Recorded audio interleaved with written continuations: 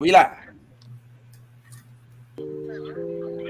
Hey yo, it's Saturday morning, boy, and we out here to drop these hot bars, blurred style, nerdcore, what we call it, blurred core. Let's get it. Yo, it's me and the homeboy Tylene. Yo, you know, we on here, we on y'all screen. Richard Pryor, you know, he's a flyer. We can't do it because he got red and blue attire. We out here, and you see me and Yazzie. You know how we do because she stays so jazzy. We out here in the street, you know, we got the heat. And if you want to try to ask me and track me, we'll run it. Yes, you know, we gonna gun it. I don't really know where Steph is on the Ty is. Tyrone is all right. All right, I didn't have my gummy berry juice this morning. I don't think I'm. All right, it's not working out. I'm not. let's start. Can we start back over again? All right, let's try that again. I don't think this isn't how I expected to start. You know what? Hey, good morning, everybody. This is the New Blurred Order. I have to figure out a formal way to actually start the show, and I have to turn off my notifications before I start the show as well, so it's not like pop-up Tuesday. What's going on, everybody, man? We have a lot to discuss. Things are going on in the blurred sphere. In case you did not know, let's talk about a couple of the things that have developed this week, if you don't mind. Well, first and foremost, if you have been under a rock, hey, guess what comes out next week? The Batman, a new version starring one Edward, Team Edward from Twilight. Yes, indeed. And as we discussed last week, Moon Knight will be coming up pretty soon as well. And only 2 months away, we have the Multiverse of Madness. Just last night, a new Vikings dropped, y'all. Ow, and it's starring that dude from Sabrina the Teenage Wolf. I mean, not Wolf, Teenage Witch. But I think a Teenage Wolf would be kind of dope too. If we could talk about that. Let's talk about that.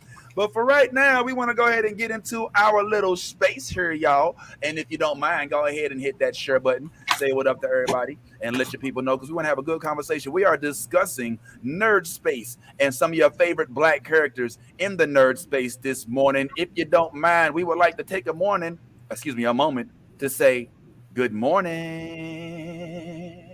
Hey guys, I love the New Blurred Order. You should too. Whoa.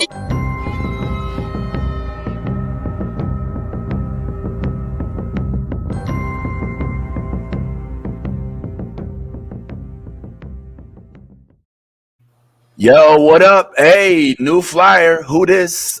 Including new folks, bruh. You know what I'm saying? And we doing it big. We're doing big things out here, y'all. We got Yvette on our new intro. We got now a new Twitch account for the New Blurred Order. If you haven't been on it, go check it out. We blowing up on YouTube, baby, and on the TikToks. I had a good week on TikTok. Check what's blowing up for me. Oh, this microphone stand is loaded, bro. Hey, listen, brother. Me and my Wakandan soldier do not want to be Portland today. You good? Oh. What's up, bro?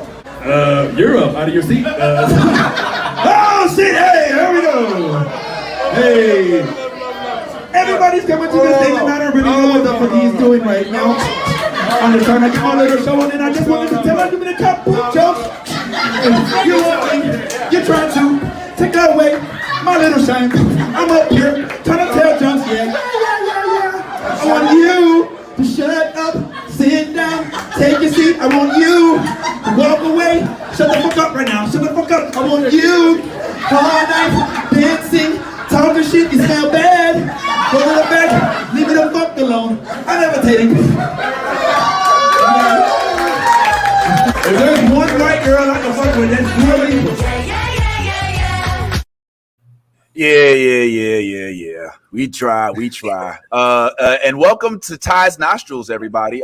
Just in case you wanted to know, the nostril on the left is the one that we call the star. What's up, Nostradamus? You all right over there? Hey, calm down. Yeah, man. Yeah, I ain't gonna lie. In terms of personal news to report, I learned about TikTok this week. I have not been on TikTok like that. I've been thinking that it's for kids, and it is. I mean, there are adults on there as well, but it is the teeny bopper version of Facebook, MySpace, Instagram, and there are real people on there. and I learned that this week. This video is about to hit 1 million views today, and I'm like geeked up about it. So I'm like happy, and of course I'm directing everybody to the New Blurred Order. So those of you all who are tuning in from TikTok, welcome. I know some of y'all said you was gonna pull up today, so welcome to our new TikTok following. Thank y'all for joining us. Today we wanted to have a special discussion with you guys because this is the last broadcast of Black History Month, and unfortunately, since Ty is at Wawa, we don't have any sound effects today. You know what I'm saying? So we're just gonna have to kind of deal without any applause breaks or anything like that. But yes, this is a special day. We have only, I believe, 2 days left of Black History Month. Steph, is that what's going on? I know how long Black History Month is. I can't tell you what today's date is. So it's like we have about 3 days left. 3 days today. left. Today's yeah, because we know we get the shortest month as usual. You know, the short-changed, individuals. It's all good, but we are happy to have Yazzie back. Yes, good to see you. Hope all is well in your universe. And we'll just keep it right there. Tyrone, Ty is, of course. And Steph is here again.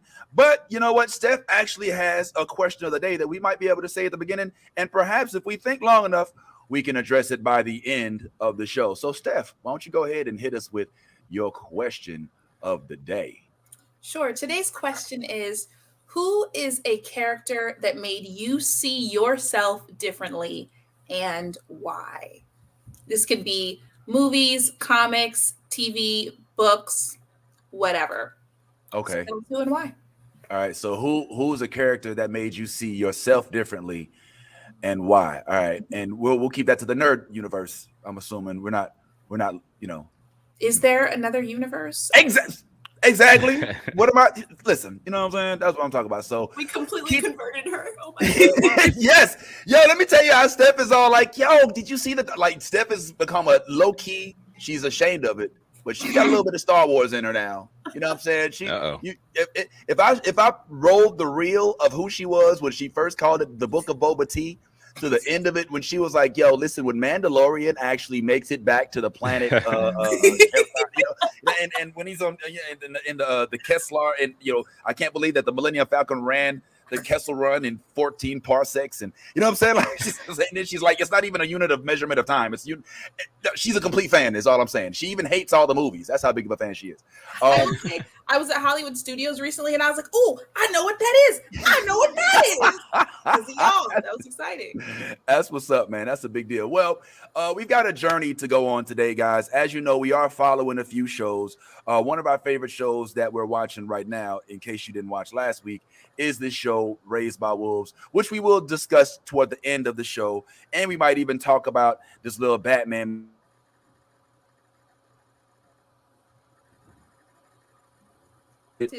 about this movie. I'm not gonna lie, even though the button won't push.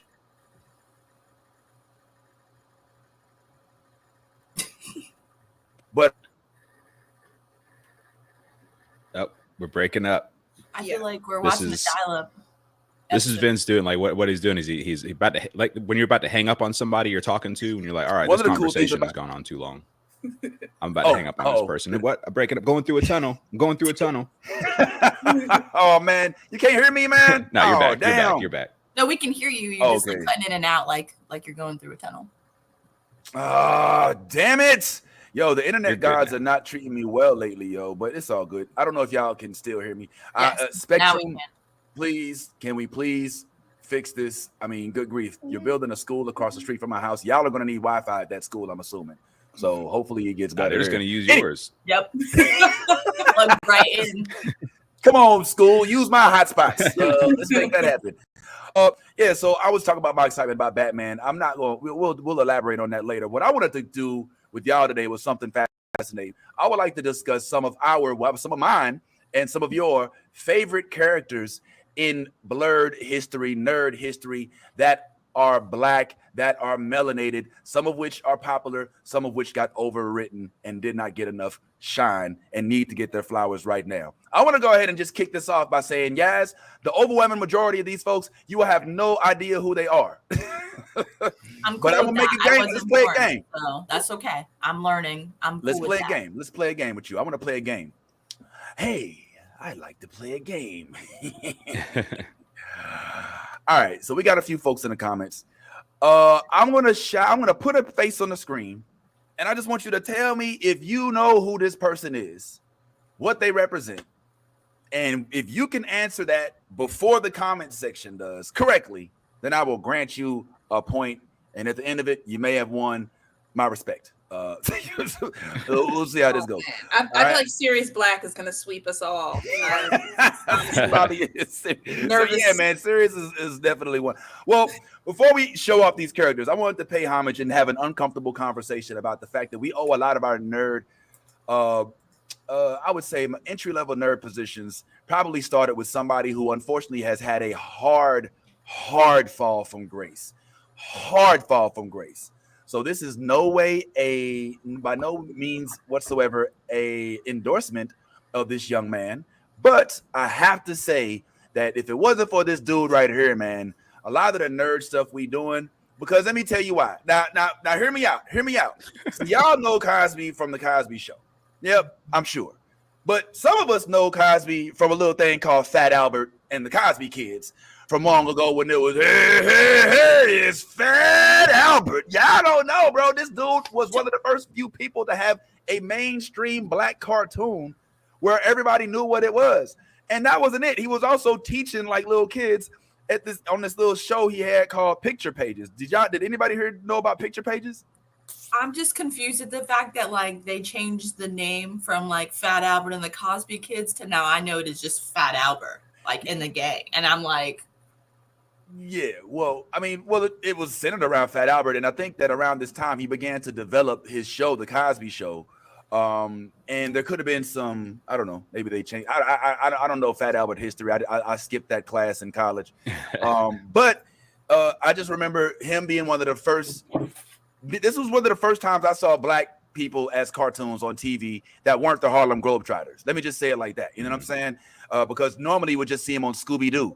You know, and so it was kind of cool to see that even though they was hood as hell, you know, these was projects folks, they was still like our first representation for me, as far as this. And then he also did this thing called Picture Pages, which is before that. I don't know if y'all remember that, but Picture Pages used to come on early in the morning, and he would be there, and it'd be some unfortunate young lady who was probably being abused in the background before the show and after the show that would help him do the show, and he would teach little kids stuff, man. And I thought that was a way to kick off, and that was one of the first times we actually saw animated black people mainstream on TV. So now, not only that, but what you may or may not know is that Bill Cosby actually also launched one of the first black superhero movies. Did you know that? Were you aware? Oh man, I hope I put it on here. I don't think I did. Oh man, Mr. Cosby. Can anybody here tell me what Bill Cosby's superhero movie was? Anybody have any idea what the superhero movie was? Meteor Man. Yeah, I was gonna say Meteor Man. I was gonna guess. Okay, Meteor Man. All right, these are good guesses, but they are all wrong, unfortunately. Yeah. No. Bill Cosby was not. Nope, he was not in Blank Man either. No, those are good movies, and you're taking stuff off of my list. I ain't gonna lie, but nope, none of those were actually Bill Cosby movies. I'm encouraging you to keep guessing. Ty, you gotta know something. Ty. Ghost Dad. Ooh, Ghost Dad was Ghost Dad was dope. Ghost Dad was definitely fresh. That is not the movie I'm referring to, but that is definitely one that's on the list. I didn't hear the question. What was the question exactly? What are you answering? I pop on and randomly say. I thought you were just saying. I guess the question was just name Bill Cosby movies. $1. Was that what it was? That was exactly what the question was. Good job. Next. No. Listen, there's a movie that y'all may have not heard of, but it was called Leonard 6. Well, Bill Cosby played an action hero. Wow. It was the dumbest movie you probably could ever think of. It was completely stupid. One thing that was cool, though, he had elbow rockets, which I always thought was dope. His suit had elbow rockets. And it was called Leonard 6, but there was no Leonard 1, 2, 3, 4, and 5. He just decided to call it Leonard 6 because he would have started as a sequel. All right, now Again, not an endorsement.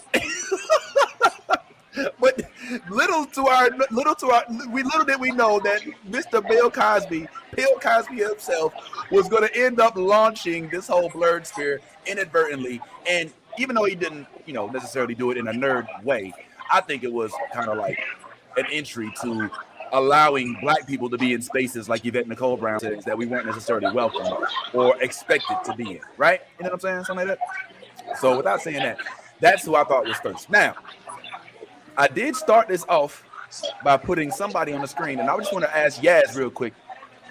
Yaz, do you know who this person is? Richard Pryor. Richard Pryor. Okay. Why is there any reason why I would consider Richard Pryor as a nerd? Or I mean, is there any movies that you could recall he was in or anything like that? Yeah, I posted about this. Now I can't remember this fucking name.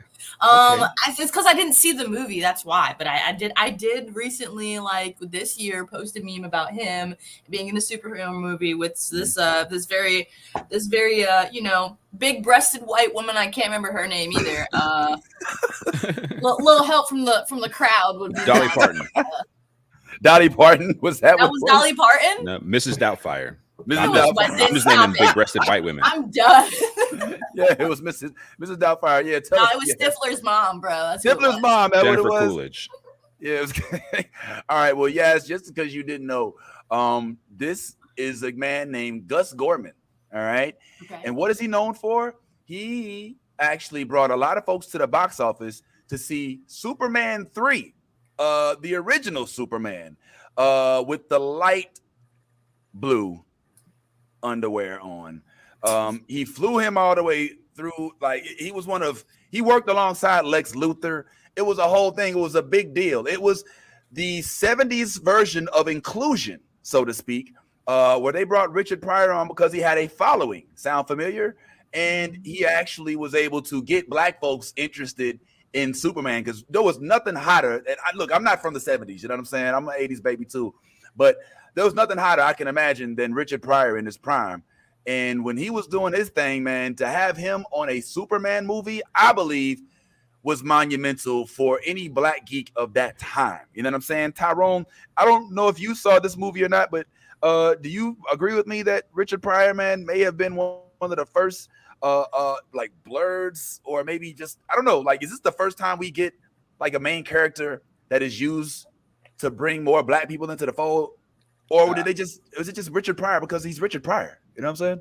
Well, I mean, Richard Pryor was at legendary status, so he may have been one of the most popular, Black folks to be in a mainstream pop culture superhero, movie where now Superman 3 is not very celebrated, but, like you said, it had Richard Pryor. So there's that. It's classic for that reason. And yeah, a lot of us loved it and loved watching it because, Richard Pryor is great. But I did see the movie like way back when I was a kid.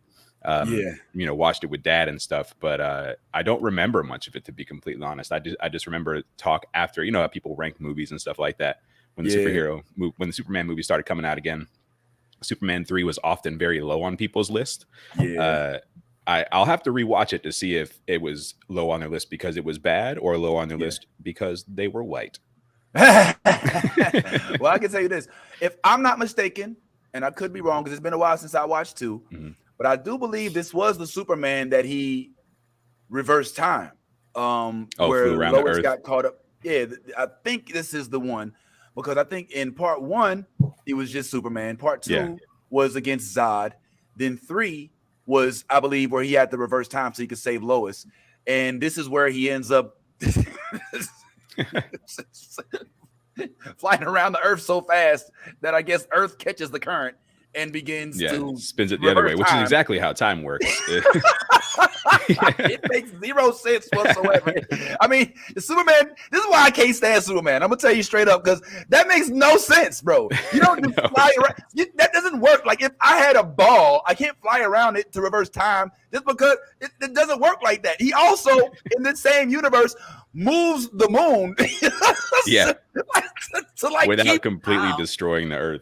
Yeah, you know what I'm saying? Like, bro, he moves the moon. He just was like, you know what? That sun is getting on my nerves. Yeah. I'll be right back. Pew! And moves the moon out the way. There was one little cartoon I could put it up. There was a comic book where he actually strings planets together and takes them to a new galaxy because there's a star about to explode. So he just like hitches them all to a string, to like a rope. It's like, come on, planets. And it starts flying. I'm like, fuck you, Superman. Like, who does that? You know what I'm saying? Like, that's not realistic, bro. You're not breathing. You're not breathing. You know what I'm saying? Was that rope? Right. That's a gorilla glue. Yeah. Bruh, I'm so bruh. Using Wonder Woman's lasso or something. He's using something, yo. It was so. Oh, it was a chain. Oh, Well, in that case, that makes perfect sense. Bad. Then there's no questions. My bad. Yeah. So was that like know. a superhero, like Superman, like cowboy, episode? You know what I'm saying? Like that's exactly what it was. I hope I put this lasso and shit. Oh, okay, good. Thank God. I was about to say. I feel like Superman says the N-word with a hard R. I guess not. Not sure. No. Did he get popped for Dua Lipa music? It better not have been, because it literally was like half a second. All right, hold on. Are we? Oh wow. Dua Lipa don't play. Yeah, Dua Lipa. Yeah, she wasn't feeling it. I don't know anything about Dua Lipa. That was the first time I realized that song was a Dua Lipa song. Thank you for. Somehow I managed to forget to put this on our own page. We're in the group right now. I blame Spectrum. Yeah. Oh my God! Somebody share. Yes, can you share this on our own page? No wonder. I was like, yo, what the hell? So anyway, yeah. So yeah, I'm not a big fan of the whole Superman thing, but at least Superman did give us one Richard Pryor, aka Gus Gorman. Let me see if there's anybody now. Richard Pryor wasn't the only guy back in the day that was doing it big, man. He came out with this, but around this time, black comic books started making their way around. And if we could just go into the Marvel universe real quick, I'd like to discuss a young character in the Marvel comics that did not get the play, but I think is going to be a hit in the next couple of decades.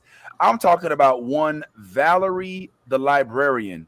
Does anybody here know who Valerie the Librarian is? Introducing Eminem's album art. Yeah, she took up the mantle of Spider-Man briefly. Yes, she decided to do so without any powers, and go kick ass as Spider-Man. Yeah. Yes.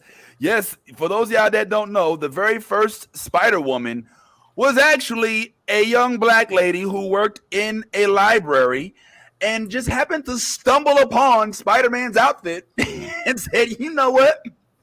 I'm Spider-Man. You know what I'm saying? Afro and all, bruh. I loved it. Now, eventually, Spider-Man ended up getting his suit back and everything. And, it was a whole thing. But he did acknowledge her blackness. It did acknowledge her melanin. And they were able to work together.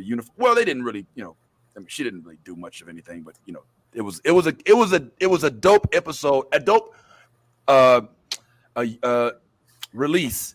If you were into the comics at that time, it's not something that you typically see. I mean, there's a lot of things you see in the comic book world. We don't get to talk. We're mainly cinematic universe on this show, but like comics, we saw Michael Jackson was in the Spider-Man comics. There's a whole lot of I don't know why Bill Cosby, Michael Jackson came up. Bro, real quick aside, I have a 3D Captain EO comic. Shut up. What? Yeah, what? Found it at a con one time. Yeah, 3D. It's you don't know what Captain EO is? Of course. Oh yeah. You gotta go YouTube Captain EO. You can see the whole thing. Michael Jackson got together. So wait, time out. Is it Eel or EO? Oh my God. EO, Captain EO. Okay, because I'm like, is it me or am I Captain EO? That'd be amazing. That's hilarious. Well, that's why I was like, is he in an EO? I was like, I had so many questions. I didn't want to say anything. Nah, go check YouTube it and enjoy. Okay. Enjoy. Yeah. No, that's not what you're gonna do. Yes. Listen, that whole thing has not aged well. Oh, we're fighting now. We're fighting. He's setting me up for. Oh no, I'm saying I can't believe the slander, the Captain EO slander. Listen, Tyrone, I love me some Captain EO because it was one of the first 3D movies at Disney to watch. Period. But watching it today, bro. Oh, it's not a good film. It's not a good short film, but enjoy it. Yeah. It doesn't hold up, but it is definitely worth the watch, I'll say. Yes. Captain EO. It's short. Wow. It was Captain Before Star Wars Galaxy's Edge, the Tower of Terror, before all of that new stuff, there was Captain EO. And that was it. Like it was Captain EO, Space Mountain, and the big golf ball at Disney World. And there was nothing else, bro. It's pretty much said it all. But yes, just to kind of drive that point home, Valerie didn't even have a last name, just Valerie. Her name, the librarian, the very first Black woman with the Spider-Man suit on. And I know y'all have been seeing, I think Yaz even posted it, that meme of the young girl who has the Miles Morales suit on with the Afro puffs outside. I'm trying to tell y'all, mark my words, you heard it right here first. 2 days before we lose Black History Month in 2022, that we are likely going to have a Black woman Spider-Man live action flick. It may be 20 years from now, but it's coming. It's coming. The foundation is there, and I'm almost guaranteeing you that we see it. I just can't wait to see how it develops, because once they get Miles Morales up, it's going to open up the door for the Spider Girl, Spider Gwen, Spider Woman. It's going to open up the universe already. I don't know, Tyrone, does that excite you, bro? Yeah, man, and I think Valerie's still Marvel canon. I think she's been around, in different books and stuff like that, and in different runs. But I would love to see them use this character again. They have no reason not to. Every reason to do it. I would love to see it happen, and I'd be super excited if they said that they're going to make this movie in 10 years. I'll pre-order tickets right now. We're pre-order tickets, but we'll still end up late to the show. Yo, Steph, does that excite you, man? Steph, would you see yourself cosplaying as a Spider-Woman? I mean, I know you're a Black Panther Storm, but if they were to release a Black woman Spider-Man movie, even if she didn't have spider powers, which they probably, I'm sure, would figure out a universe to get her some powers, is that appealing to you, Steph? Oh, shoot, wrong picture. Spoiler alert. I love the idea of a Black woman Spider-Man person, lady. Love it. But give her some powers, guys. It's not that hard. Get her hit by a truck filled with toxic waste barrels, or get her bit by, I don't know, it could be a toxic butterfly, whatever. Just I feel I'm not quite appeased with the idea of a bored Black lady just running around in a suit doing vigilante shit. Give her some powers. All right. That's a fair. You know what?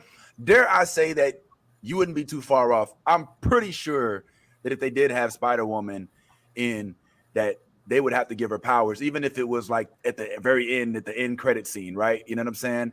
My question before we move on is, if they did in our era film this movie, who gets the role? Steph, look, I ain't trying to, pull your geek card or nothing, but are you well versed in the Spider-Man? You don't have to be, I guess. You don't really have to be. I could learn a script. You already know. Half these actors are not well versed until they get the part, and then they start reading the comics. So I think I'm ahead of some of these folks. Okay. True.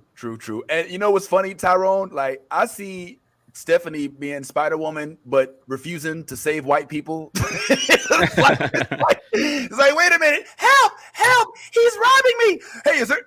Hold on, Becky, I think you all right. Just call the police. All right. You know what I'm saying? No, I would absolutely not tell her to call the police. I'd be like, it's reparations. Just charge it to the game. Can I help you, sir? Rob this white lady for the culture. You know what I'm saying?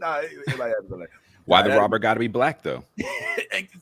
Well, I mean, I didn't say he was, but we were robbing the white lady for the culture, because she robbed us for the culture. Oh, so there's some enterprising white dude out there robbing folks and being like, "Here you go, Black folks.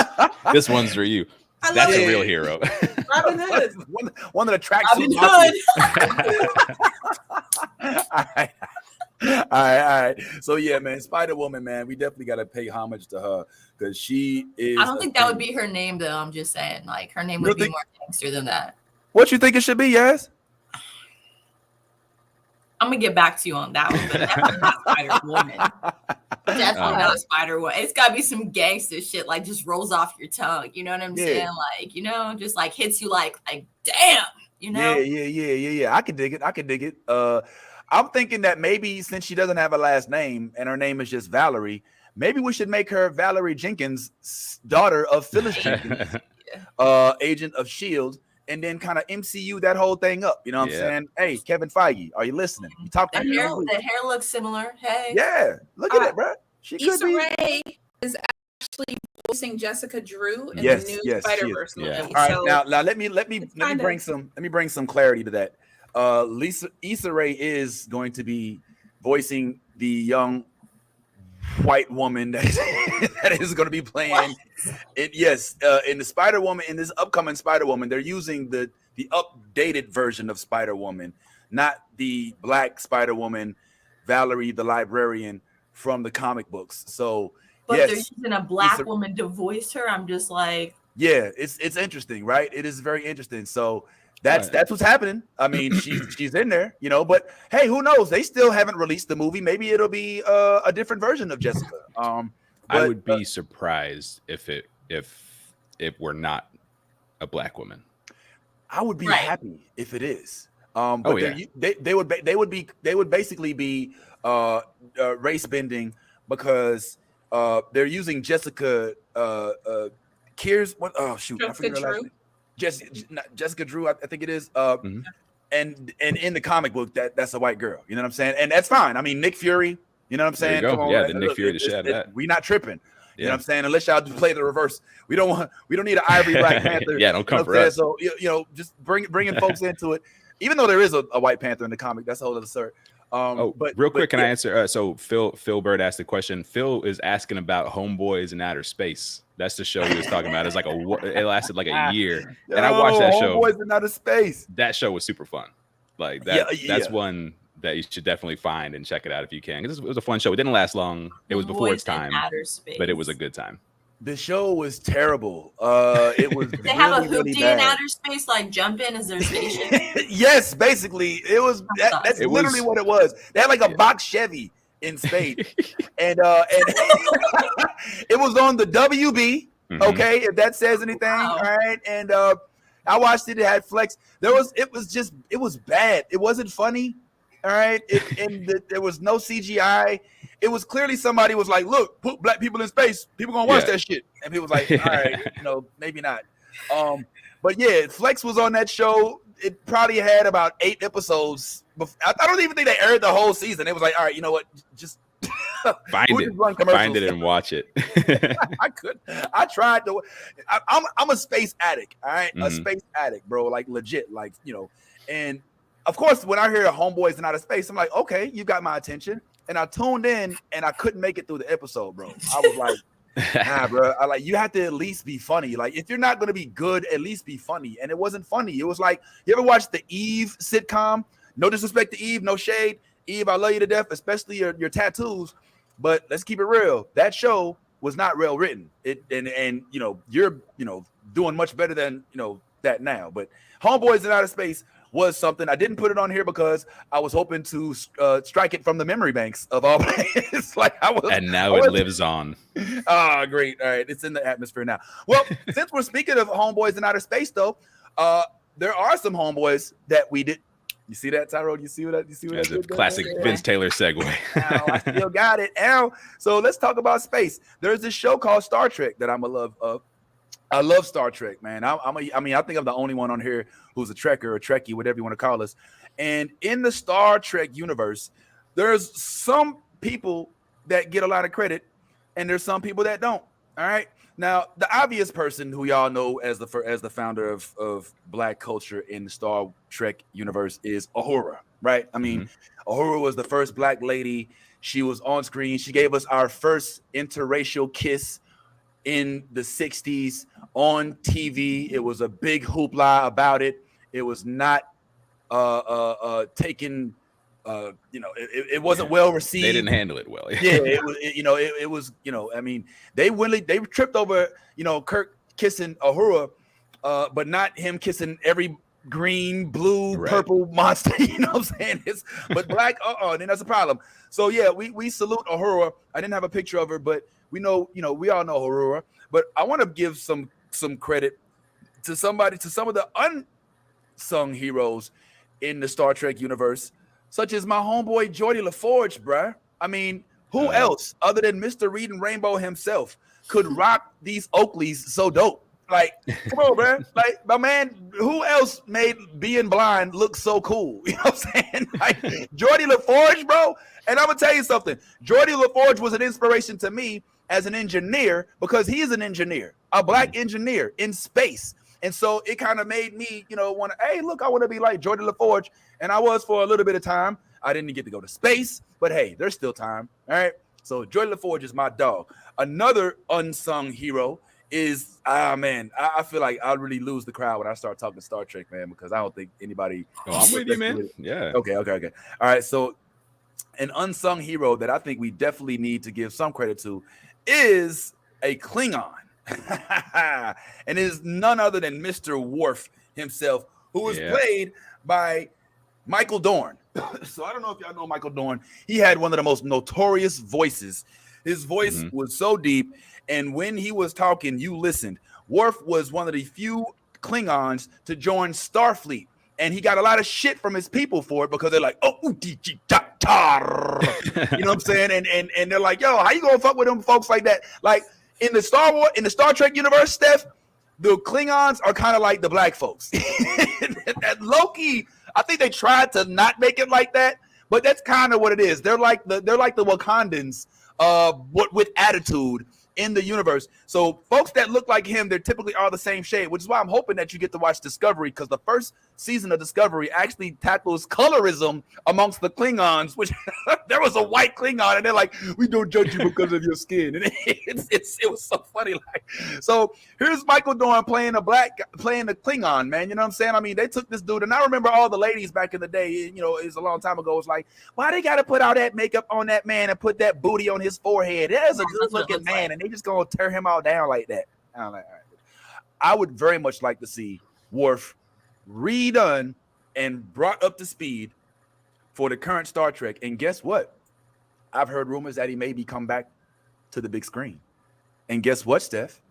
There's rumors that somebody may be playing Lieutenant Worf. No shit. So can they not make his forehead look like an asshole? Yes. I want to know what kind of booties y'all are looking at. Well, look, it looks like just like, hear me out. It looks like the booty cheeks have been cut off, and that's what's like. You know what I'm saying? Like that's what it looks like. Like that's just missing the hole and everything, but it looks like the cheeks have been cut off. Like, come on, man! Don't look at that. Tell me it doesn't. Like, come on now. Yeah, his head does look like a seat for an ass. like that part of the bus. You ever rode the bus? Those chairs. Yes. those fancy chairs you get like. Yeah, the vinyl. When the vinyl separates from the cushion and it pops up, so you can see exactly how big the ass of the person who sat there before you was. Yeah, no, I feel you on that. Yeah, that makes more sense. It's the thought. It's the memory of a booty, not a booty. This is memory foam bus chairs. One time for the Greyhound, man. That was my airline of the 90s. Yeah, man. So I'm big on Worf, bro. I'm big on Worf. I hope to see Worf. But there is somebody who I also think doesn't get enough credit. Now, Star Trek was riddled with a lot of folks. Now, some of them did get their credit. Most of us do already know Captain Sisko. I don't know if y'all are familiar with Captain Sisko, but he actually was the one who manned Deep Space Nine, which was a spaceport. It wasn't a ship, it was a spaceport. It was like he ran a hotel. It was like the black version in space of Zack and Cody's Sweet Life, run by a black man named Captain Sisko, who was a single father at that. He had a son on board, and mom wasn't around. And it was the first time you have a leading black character with a son without the mother around. It's normally the other way around. They try to make the mother a single mother and blah, blah, blah, blah. And so this is way into the future where I guess, the mothers are paying the child support. And, that's just how it worked. I thought that was cool. But I got to give it up for the only black Vulcan I've ever known, period, in the Star Trek universe. And that's Tuvok. All right. Tuvok. What is a Vulcan doing with black skin and an afro? I don't know. But we love it. Did Tyler Perry do his wig? What, you don't like lace fronts on Vulcans? It looks like that man is bald, and they glued a strip of hair. Like he's got velvet on top of his forehead. Yeah.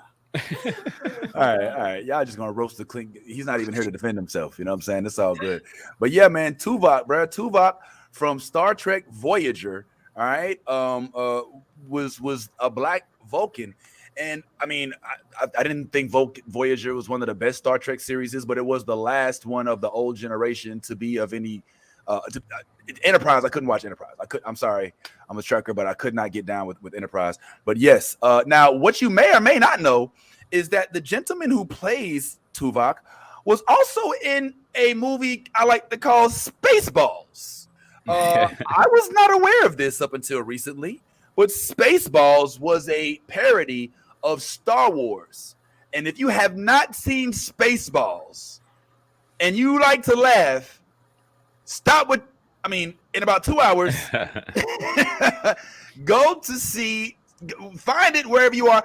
I would definitely see a reboot of Spaceballs, a sequel.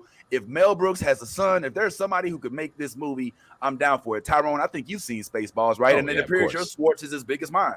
Of course. Yeah, no, it's a fantastic parody. They nailed it. Watch Star Wars Episode 4, and then just right after it, watch Spaceballs and just enjoy it. It's classic Mel Brooks. It's amazing.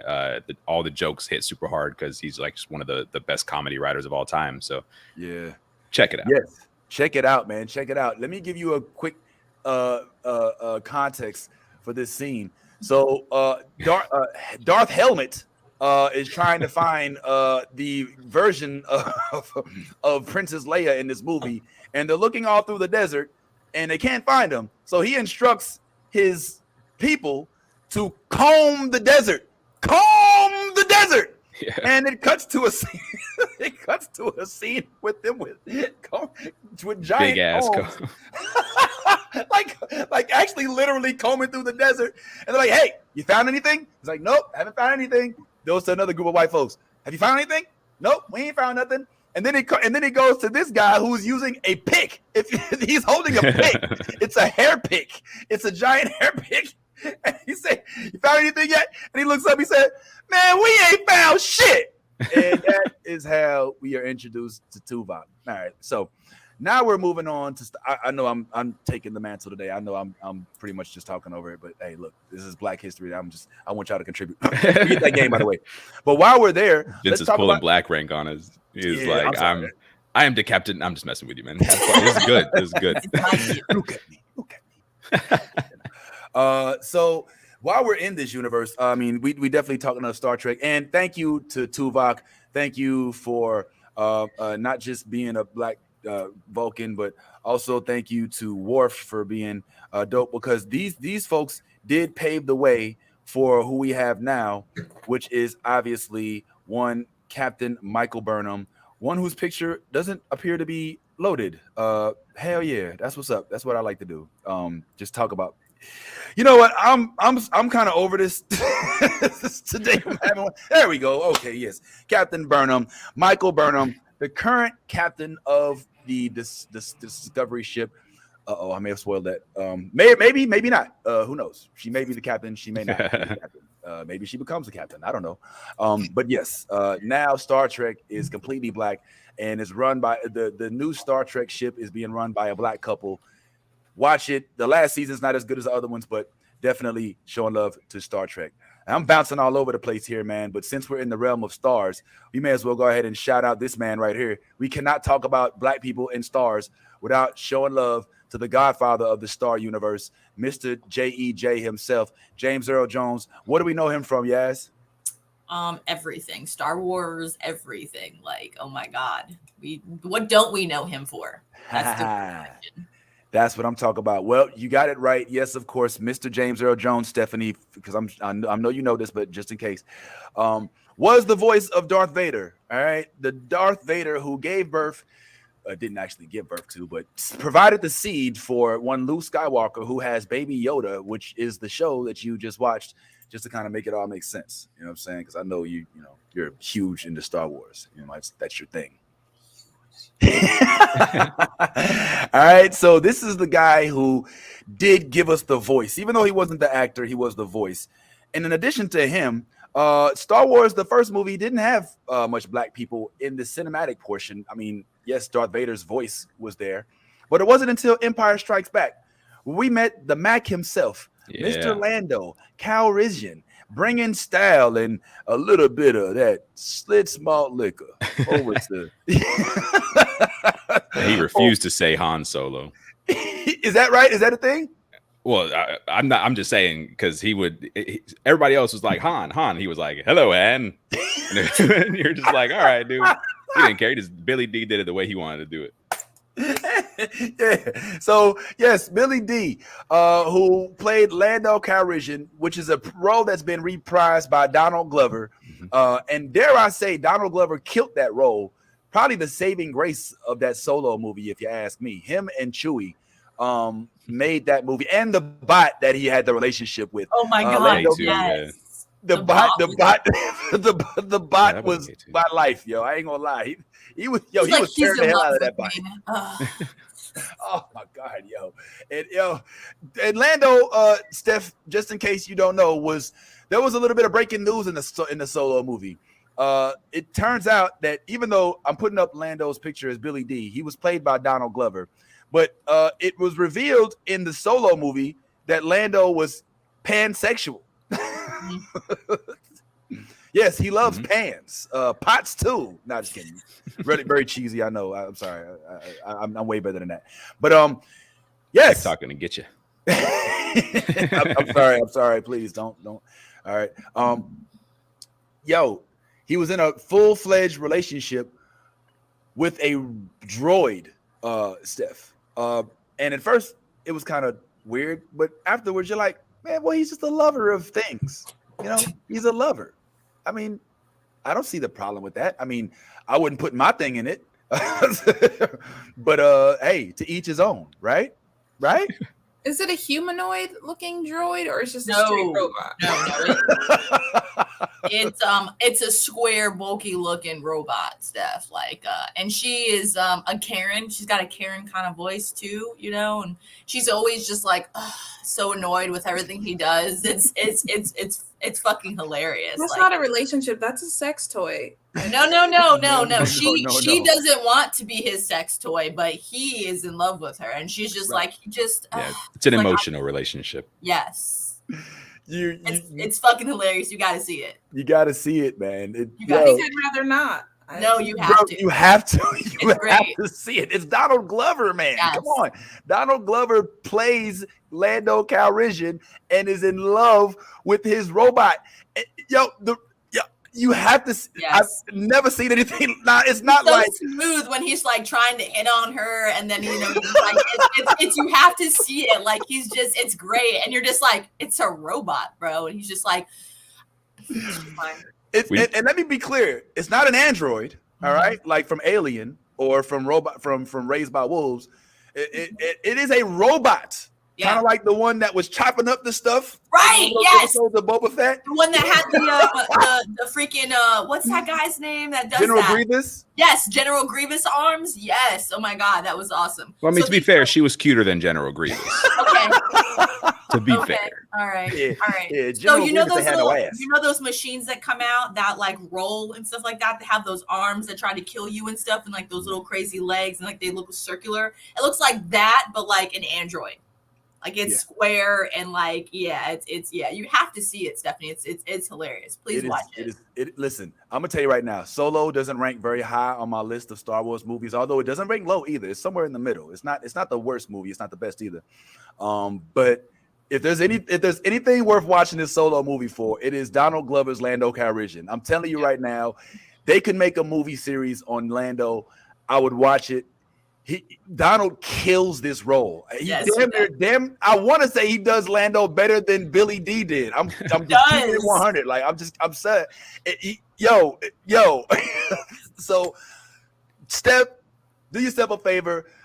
Let's not call it Solo. Let's call it watch the Donald Glover Star Wars movie. Okay, and I think that you'll find parts of it that you may enjoy. You may not understand it all because it comes right in. Doesn't really give a context of the Star. It is for Star Wars fans. Am I wrong by saying that? Well, No. I actually feel like Solo is a movie that stands on its own pretty well. I think, I mean, there are a lot of nods to Star Wars stuff or whatever, but it's a story that lives on its own, and you could just get in and get out without having to know a bunch of stuff. I feel like it's a better movie than it got credit for. I agree with you. I totally agree. It's a good standalone prequel about that movie. Like, you know, it gives you a little bit more insight to kind of Han Solo and how, like, you know, he's a loner, you know what I'm saying, and how he met Chewie and how they have this relationship and how they connect in this way. And it's really beautiful and it's really interesting, and it like, I don't know, the movie did get a lot of backlash when it first came out, but it wasn't a bad movie. I've seen it multiple times and it's not a bad movie. It's just like, it's different. It's not what we were intending to watch. It's one of the sideline kind of, you know, like prequels. So, I mean, I think it's one of the best ones. Like, I liked it. So, well, and I will say, and Paul Bettany plays one of the better Star Wars villains too. Like, he was really good. He was really good in it. Yeah, he was really good in it. You're right. Paul Bettany was, yeah. And we get to learn a little bit more about, like, you know, what was like the name of their group or whatever that Paul Bettany was like the order of. Was it the Red Dawn? Red Dawn, yeah, Red Dawn. So, and like, because Red Dawn has Darth Maul is part of the Red Dawn. There's so many different people that are part of the Red Dawn. So like, it really goes deep into kind of like giving us a little tidbit into stuff that we maybe later will see, you know, in later movies. So definitely check it out, Stephanie. You know, it's got some nerd knowledge in there that, you know, you'll smirk at for sure. It's pretty funny. And it's you know, it's, hey, watch it with your son. He'll love it. He'll think it's funny as hell. You know what I'm saying? It's a good family movie. You know, just like, got nothing else to watch. Right now would be perfect because we don't have anything. We're in between stuff. You know what I mean? So that would be like, you know, just put it on. It's a good one. It's funny as hell because he's like literally in fucking love and obsessed with his Android. Like, literally risked his life for an Android. Like that ass when she was perfectly good. But he was like, no, I can't leave you.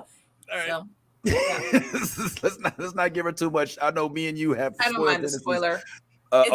She doesn't care. Yeah. So yeah, but anyway, just in case. Damn, I was gonna say something, but I'm not gonna say it. But yeah, listen, it's worth the watch. I dare say it is one of the best. Even Amelia Clarke, if you were a Game of Thrones fan, which I don't know if you were or not, Khaleesi is in it. She plays one of the main characters. So it was one of the best. I think the best prequel, frankly, I don't even consider it a prequel, is Rogue One. There's no question, in my opinion. I mean, that freaking. At first, I didn't like it because there was no lightsabers. But even though there is one at the very, you should spoil something to get it out of your system. Like, it needs to come out of your mouth because it's gonna happen. There was a lightsaber in it, but it was wielded. It wasn't anybody new wielding it. I would have liked to see Donnie Young with a lightsaber in it. But you know, he had a staff anyway. But yeah, man, one of the best prequels, I guess you could say, was based on a character that was in the first few Star Warses that was played by Billy D. Williams. I'm going to go ahead and keep it moving in terms of Star Wars characters, man. Of course, we got to talk about the dude that made Boba Fett Boba Fett. I mean, come on, bro. And I've been saying this for years. I will say it here again.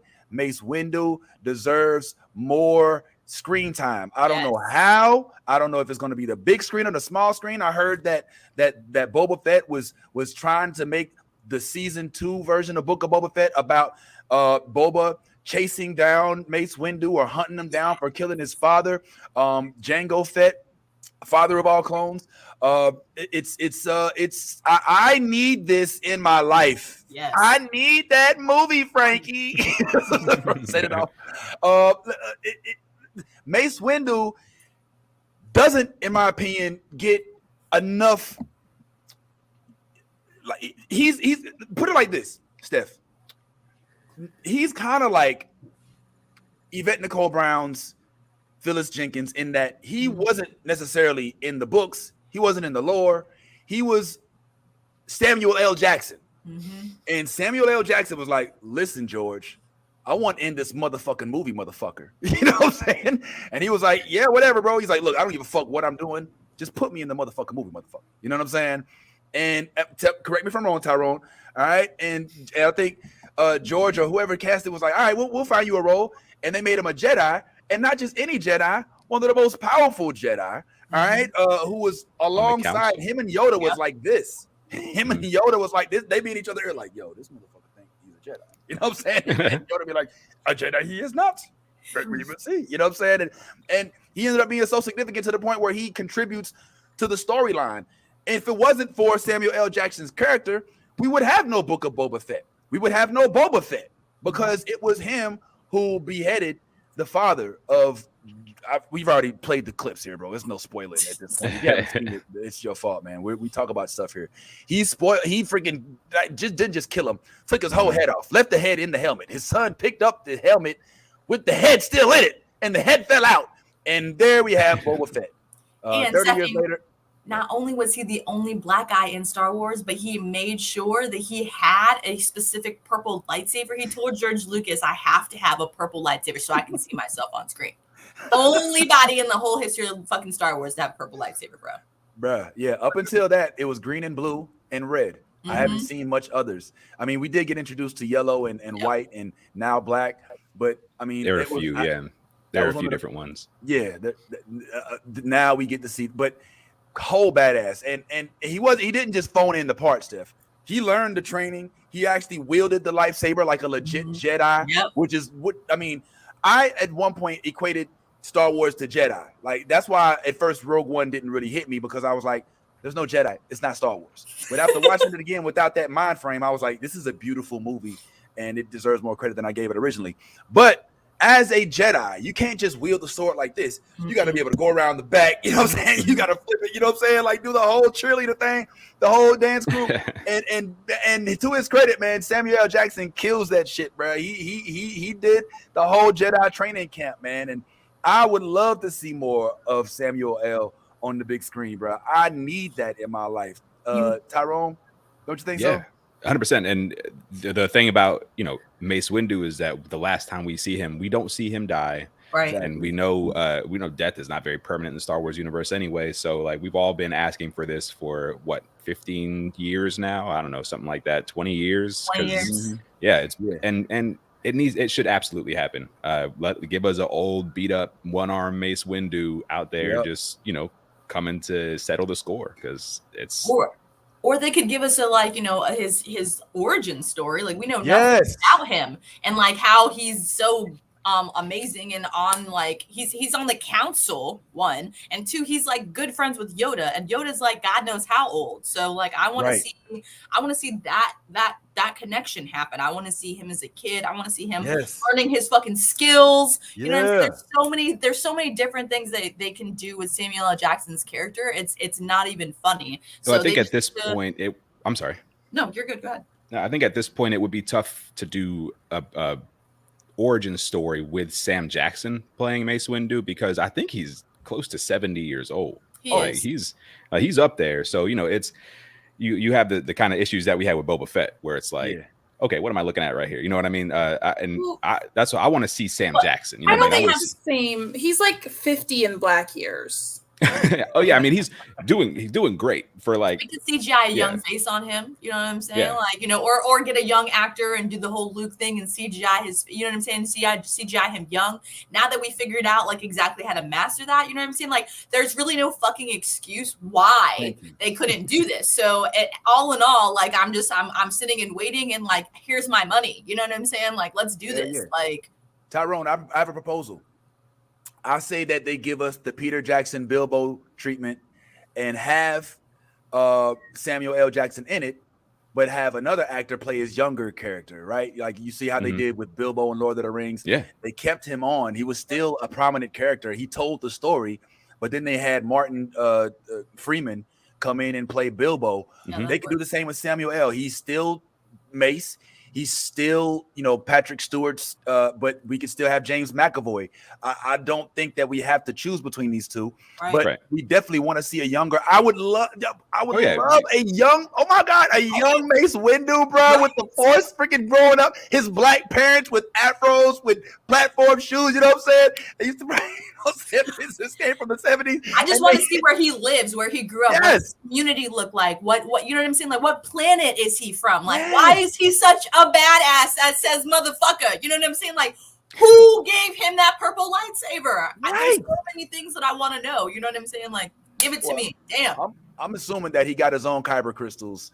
And I mean, as a Jedi, you're supposed to construct your own. That's part of your like. It's like almost like a pilgrimage.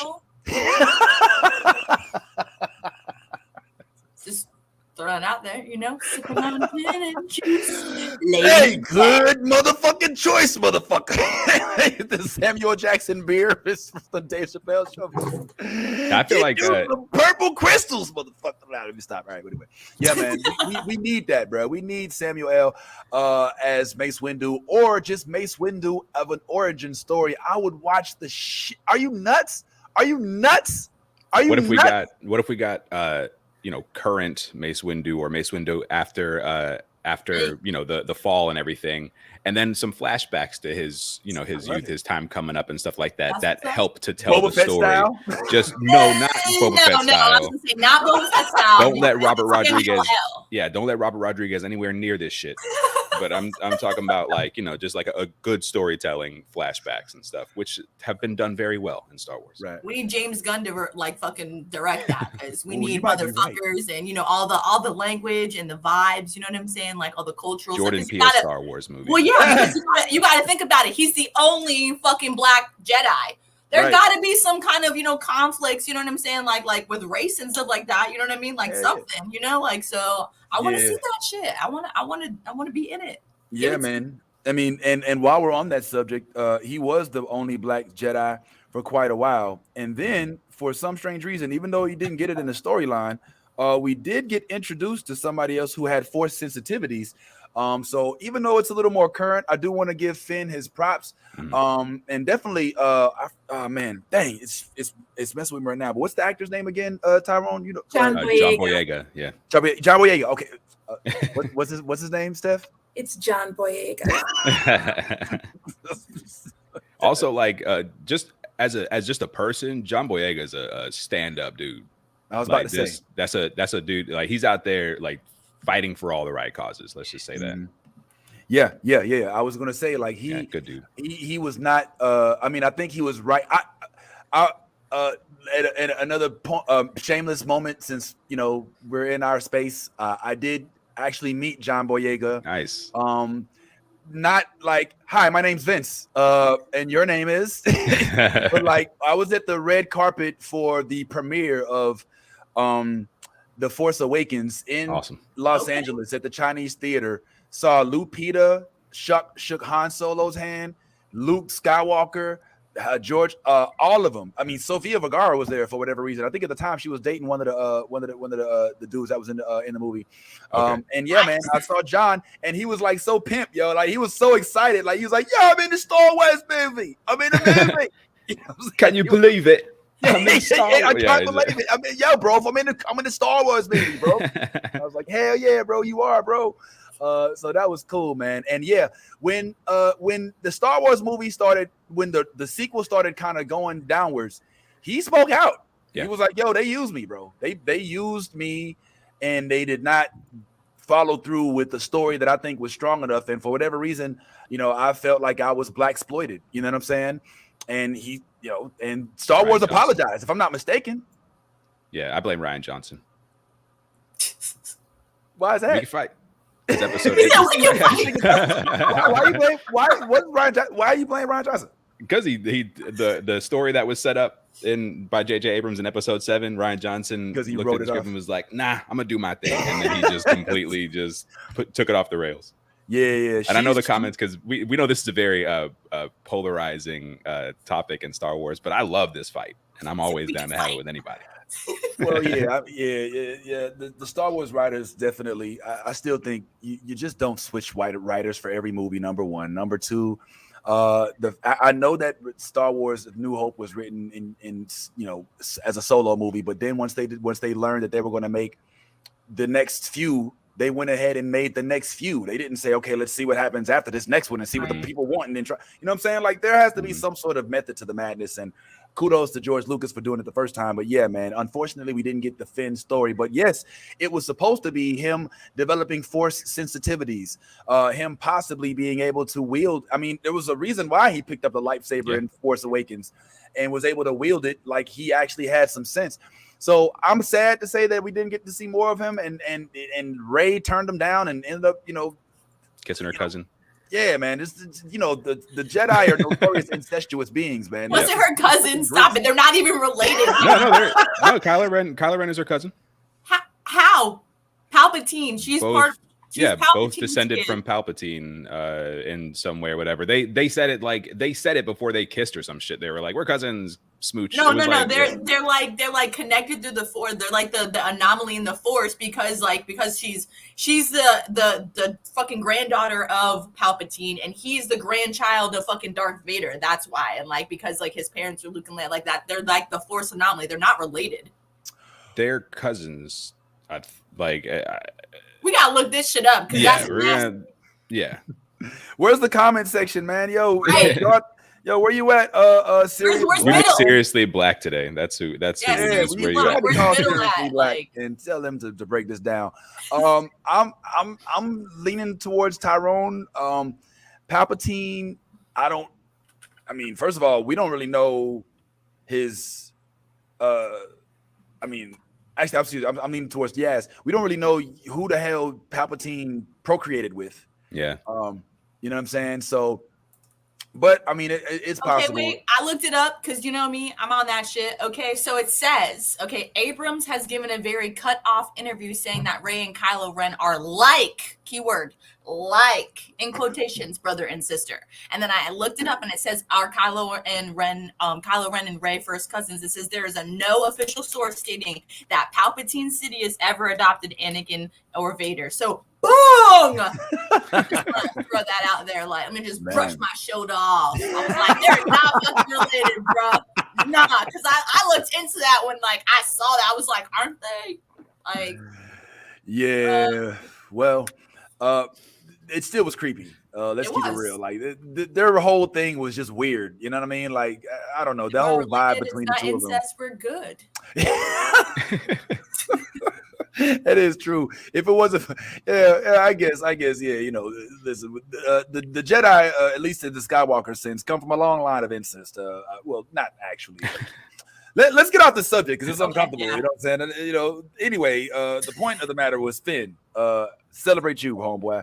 I just want to throw this out there real quick in a moment of being honest and say I forgot to say somebody earlier, and this is behind the scenes stuff. I had like a whole Spider-Man thing that I was working with, and I forgot to throw my dog Robbie Parker in there, man. This is Robbie Parker. For those of y'all who don't know, Robbie Parker was the Spider-Man ally in the comics. He was the guy who was at the Daily Bugle always saying, man, Spider-Man is not a menace. And J. Jonah Jameson to be like, what? Yes, he is. He's a menace. He's here. Every time something bad happens, he was. I mean, J. Jonah Jameson was the Tucker Carlson of the Daily Bugle, right? I mean, he was, the freaking, Bill O'Reilly, Sean Hannity, whatever you want to call him. That's who he was, the Daily Bugle. And Spider-Man was the Black Lives Matter of that universe. He just got all that. He was just completely inundated with Spider-Man being a menace, but Robbie was always there in the comics saying, bro, you wrong, bro. This is not Spider-Man. You trying to make him. And I feel like the reason I brought this up is because I believe that Stan Lee, literally, I think that he did a lot of things metaphorically in these comics. Like, I mean, it's already proven. He said that the X-Men was based on that Professor X was Martin, and that Magneto was Malcolm. And there's also some interesting race bending plots pitches for some upcoming movies. Like some people were saying, like Denzel would make a great Magneto. I don't think he would ever do it, but I think that's something worth exploring. But yeah, man, they would always be like, yo, Spider-Man, they write papers on him and they'd make him out to be this guy. And then this dude, Robbie Parker, who didn't get any more, he was in like, I think He was in the very first one with Tobey Maguire, and I think he was in like Amazing Spider-Man, then Spider-Man 2, and then I don't think he made it. I don't think he was in the third one, but yeah, he was always in the comics, always present. And I just thought that it was fascinating that out of all of the white characters that Stan Lee had in his comic book, that he made sure that Robbie Parker was black. And was on a high level position in the Daily Bugle and was always there to counterbalance the bullshit that J. Jonah Jameson would try to cast on Spider-Man, Tyrone. Like, I think that there was something, but I think that in the like in his head, like Stan Lee knew that black people understand what it's like, you know what I'm saying, to try to do well but still be she'll be castigated as some problem, right? To still, no matter how much you earn your way out of the hood, the projects, no matter how much you have tried to get your degree and all this, like somehow there's still going to be people who are trying to say that you're a menace, that they should call the police on you. And Robbie Parker is the guy who's like, yo, that's not who this is. And I feel like that's kind of what's being embodied here. Am I tripping when I'm reading the comics? I'm reading too much into that? No. Stan Lee was always an ally. Like Stan Lee was very open about inclusivity and being open and not hating people for what they look like or where they come from and that kind of thing. So Stan Lee was always about that. He would often put little blurbs in the books, and there would just be this moment where it's just Stan Lee talking to the reader and saying, hey, we believe that we'll have to find someone, post them, because like they were always beautiful, and it was always good to know that you had somebody like that at the very top of, in Marvel Comics, who would, looking out for people. So yeah, I think Robbie definitely could be a sort of almost like an avatar for Stan Lee's love and acceptance and tolerance and allyship and stuff like that. Without a doubt, I think that's a good read.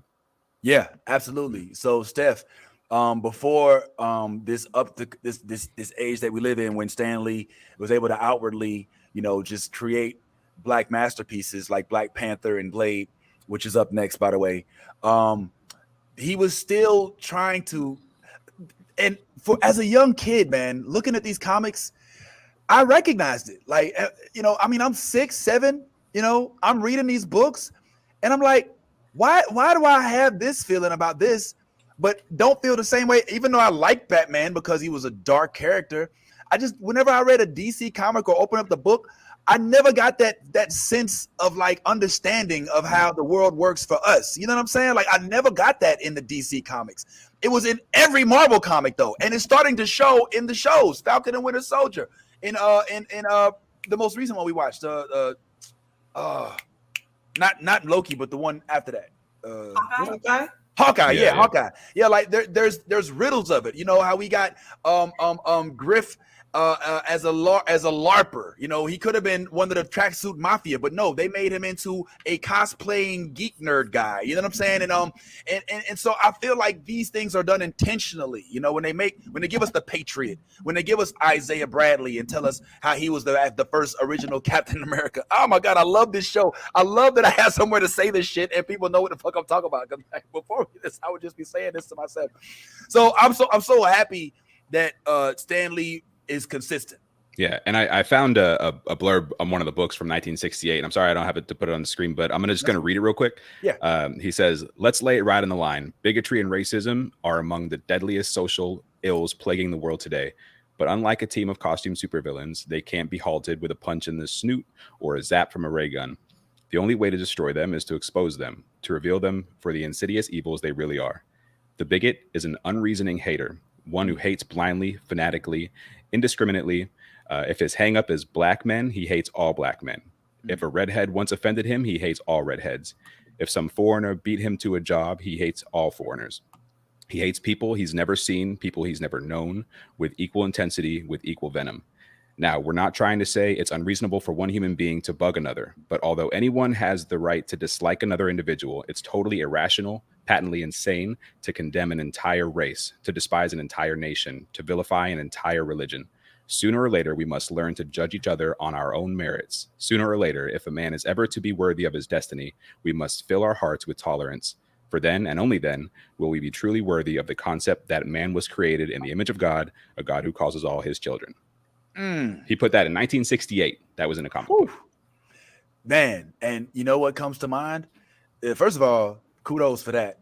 But if I had to place a bet on it, I would guess that happened after Martin Luther King's assassination. Yeah, I think MLK was assassinated in. I think it was after. I'm pretty sure it was. It might have been that. That might have been what prompted him to kind of like take that action and put that in there. But yeah, he was always down for the cause. Like Stan Lee was a true ally. Yeah, man. Yeah, I mean, and it just showed. I mean, look, man. Where else need you go than to look at this freaking cover, bro? I mean, he didn't have to do that. He did not have to do that. You know what I'm saying, Steph? Stan Lee did not have to make the first Spider-Woman a black woman, but he did. You know what I'm saying? But you know what? I don't know. I guess I'm just impressed with Marvel because Marvel does that. They give us characters like Robbie Parker to make sure that there's some voice. They give us characters like Valerie, the librarian. And of course, they give us the father, I would say the godfather of Marvel Studios, Blade himself, Mr. Wesley Snipes. We got to pay homage to my man. This dude right here launched the career of Marvel movies, in my opinion. Now, I know they did the Ivan Drago Captain America before that. And, I know there was, the Spider-Man shows where he had to climb up the building and he would it'd be real hard for him to get over the ledge. But before all of that, man, the first legit movie that was dope as fuck was Blade, bruh. Now, did you see Blade, Steph? I did not. Okay. I think I was young when it came out. Oh yeah. Okay. I was too. Go back and watch it. yeah. But watch it. Actually, the first black superhero, if we're actually like looking into this, was Spawn. It was 97 when Spawn came out, and then Blade came out in 98. I only know this because I'm a Spawn fanatic. All right. Well, you're on my radar, and you're reading my thoughts here because we definitely were going to mention Mr. Michael Jai White and his version of Spawn. But I would dare say that all right, this is what we can do here. Spawn did not come before Blade. Blade was in the comic books in Spider-Man when Todd McFarlane was still an artist for Marvel before he broke off and started making his own Spawn comics. Now, Blade may have gotten his theatrical premiere after the Spawn premiere, but in terms of the existence of the characters, if we're being nerdy here, which is what we do, the Todd McFarlane version of Spawn did emerge after the development of Blade, which was again just a side character in he was a badass dude. He had a chain, kind of like Luke Cage. And he had a man bag before it was popular, and he rode a motorbike, and he would show up, and he first showed up around the same time as Morbius, and which is coming out pretty soon. So we kind of get to see this thing develop. But yeah, you're right, and thank you for mentioning Spawn, because we definitely going to talk about Spawn. But I just wanted to kind of just talk about Mr. Blade real quick because I wanted to keep this in mind. Think about the Marvel Studios plight here, okay? We got Marvel, probably a 60-year young Stan Lee. They're trying to decide what should be the first major cinematic release of a Marvel movie, all right? They're looking on the right. They're seeing that Twilight is out. If Ty was here, he would co-sign that. They're seeing that, all of these vampire things are popping right now. They say, hey, we have a vampire character. They could have gone with Morbius. But no, they said no. Let's go with the black guy, a really black guy, not a light skin, not what's the dude, the German dude that all the Boris Kujoff and all these other folks. No. We're gonna go with Mr. Black himself, Wesley Snipes. Couldn't nobody tell me nothing about Wesley Snipes back in the 90s, bro? Passenger 57, what? Drop Zone, what? You know what I'm saying? Like this dude. Demolition Man. Oh my God! Don't even. That's the jam. That's the jam. That bro, Simon Phoenix. Man. Bro, I still don't know how to use the seashells. If anybody in the comments knows how to use the 3 seashells, let us know. We've been trying to figure that shit out for years. He doesn't know how to use the seashells. Steph, I love when Steph smiles and nods, and she's like, I know this reference. I do know. Yeah. Hey, that's what's up. All Got right, it. cool. But yeah, man, I mean, so out of all of the Marvel characters, of the Doctor Stranges, of Reed Richards, out of this, even Spider-Man, they went with Blade, bro, as the first major release, and it went 3 movies. We're introduced to Ryan Reynolds into the Marvel universe through Blade. You know what I'm saying? I mean, they did the Dracula thing. I wasn't a big fan of the Dracula thing. But also, I think Stephen Dwarf's career is only Blade. Yeah. Also, that dude is a hater. Blade and vape commercials, and that's it. That dude is such a hater. If y'all ever want to see some funny shit, just read Stephen Dorff on any interview or whatever, because people still ask him what he thinks about stuff for some reason. That dude is such a hater. Just have some fun reading what a hater sounds like. Oh my God, for real? Oh, Yeah. so that's what it is. Oh, okay. Yeah. He mad. Yeah, man. He mad. Well, yeah. And here's what I want you to know, Steph, because you're gonna have this is blurred homework. You must see Blade because it's coming out. Mahershala Ali is gonna play the reboot. You got to see the first one so you can compare it to the other one. Here's what you'll love about it. It's hella black. All right. The mom has a prominent role. The mom is played by Sanaa Lathan, if I'm not mistaken. Oh wait. Was it Sanaa Lathan? Hey, fact check. I'm gonna go ahead. Also, real quick, I'm gonna address Minnie's comment. He keeps bringing up Nino Brown. Yes, Wesley Snipes played Nino Brown. We're keeping it in the nerd space. Nino Brown's not exactly in the nerd space, but for you, I will say, am I my brother's keeper? Yes, you are correct. You are correct. It was phenomenal. Yeah, at Mo Better Blues, you know what I'm saying? White men can't jump. What do you want us to do? Throw out a whole list? Money Train. Tu Wong Fu. Yeah, man, he did other movies, bro. But we're you know what I'm saying? We're trying to stay in. But the yes, New Jack City, absolutely classic. Sugar Hill, come on, bro, get the fuck out of here, man. Oh. Michael Jackson's Bad video. Come on, bro. He was in Michael Jackson's Bad. He had the Blade jacket on, bro. He was the originator, man. He walked up to him and was like, "Hey, man, what you think, you bad or something? You ain't bad." We should do a review for the Michael Jackson for the Bad video. Let's just watch Moonwalker. Just watch the entire Moonwalker. Oh my God. Yes. All right, cool, man. Yeah, well, anyway. Blade, I call him the godfather of Marvel, bro. And to his credit, I read in an article that Blade originally pitched the Black Panther movie, like back then. Like he was like, look, there's this guy, Black Panther. He pitched it, even though he had his own character, but Wesley Snipes low-key sounds like he has blurred cred, bro. Like this dude was trying to bring black nerds and black characters to the forefront.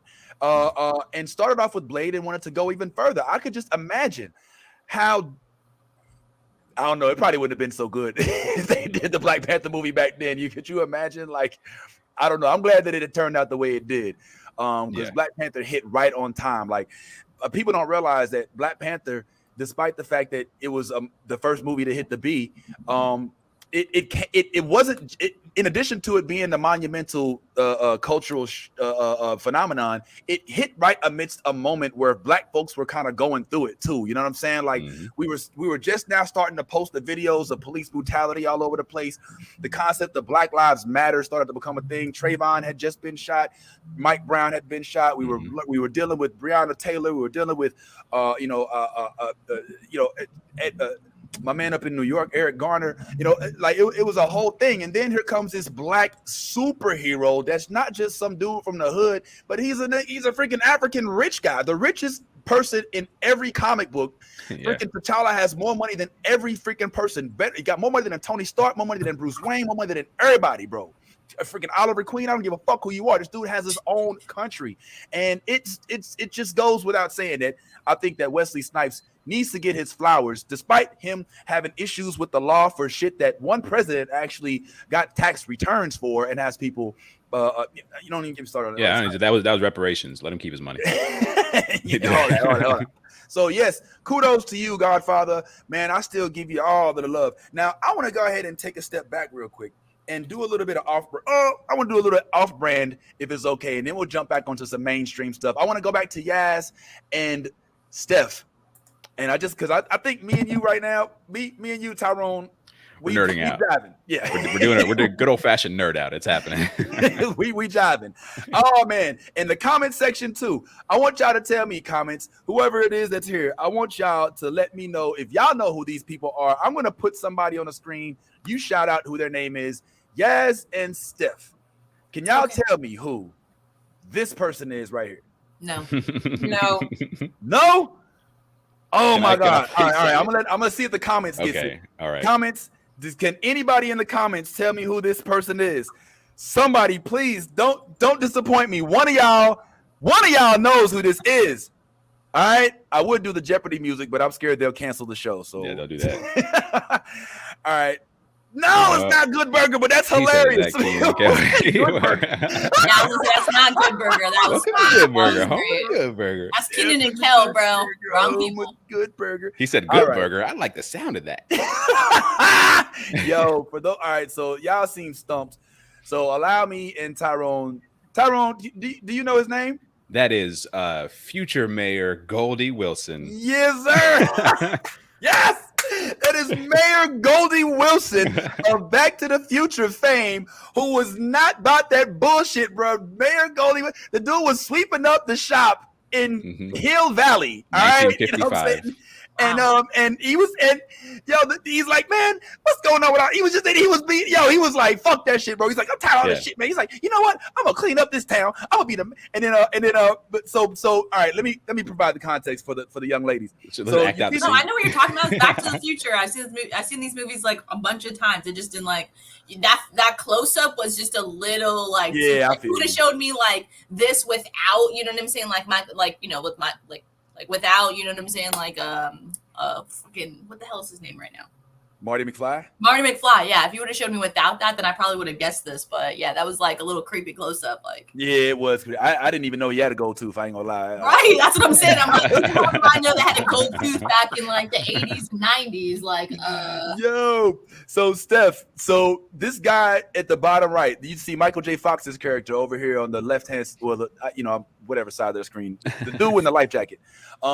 He goes to he gets sent back to 1955 in a DeLorean made by Dr. Emmett Brown. Yeah, I've seen the movie. I don't remember the details.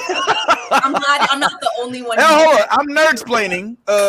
Please let me finish. I know the premise. I don't need the basics. Okay. So to fast forward, then when he first hits 88, and he goes through the Twin Peaks of the Twin Peaks Mall, knocks over one of the trees, which makes it One Pine Mall. Which is, y'all don't see, like, there's so Many Easter eggs in Back to the Future. Like he's in the parking lot of a place called the Twin Peaks Mall. Twin Pines Mall. All right, and then he's going 88 miles an hour. The first thing he does when he goes back to the past is he hits one of the pines. And then when they get back to the future, it's called the One Pine Mall or something like that. And that's because he knocks it over. Like, stuff like that happens all through the movie. Another thing that happened is he goes back in time, and while he's in this store looking for his dad, George McFly, he's hearing this dude in the background rant and rave about how everything's going wrong and he wish he could do more. And he says, if I could, man, I would change, man. I'm gonna be somebody. I'm gonna be somebody. And Marty McFly, with his dumbass spoiling self, he says, that's right, you're gonna be mayor. And Goldie's like, man, that's right, I'm a mayor. Mayor. I like the sound of that. And then, of course, his boss is like, yeah, that's right, a colored mayor. That'll be the day. He's like, you watch it, Mr. I will be mayor, Mr. Carruthers. Just wait. You'll see. I'm going to be mayor, and I'm going to clean up this town. And Mr. Carruthers says, well, that's great. You could start by sweeping the floor. Yo, it's consistent. They stayed with him even throughout the movies. It wasn't just re-elect him in 1985. Even when he went up to 2025, he was still the mayor, bro. Like, this dude it was his grandkid, I think. Oh, it was his grandson. Oh, yeah. His whole bloodline still remains in politics. And that is good work. Robert Zemeckis, brilliant project with Back to the Future. Dare I say, deserves a reboot, possibly starring black folks. I would watch Back to the Future. I'm with it. Let's do it. It wouldn't be a DeLorean though. It'd probably be like a 6.4 Chevy. You know what I'm saying? I'm with that, bro. Let's make that happen. Here's another one that I think I can stomp you guys on. Steph and Yaz, Do you have any idea who this man is? Duh. Yeah, what are you talking about? Icon. You kidding me? That's Keenan. Oh, okay. It's Kel. That's actually Kel, my not bad. That is Kenan. Kel. That's Kel. That's Good Burger. That's Good Burger. Good Burger. All right. So, do you happen to know who this character is that he's playing on the other side of the screen? Amelia Any Earhart. idea? Did you say? What did you say, Arthur?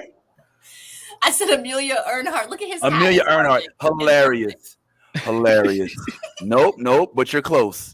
You're not actually, but I'm just saying that. He's looking like one of the Lost Boys in Hook right now. Bang-a-rang, Peter. Nope. No guess. No. Tyrone, are we still connected?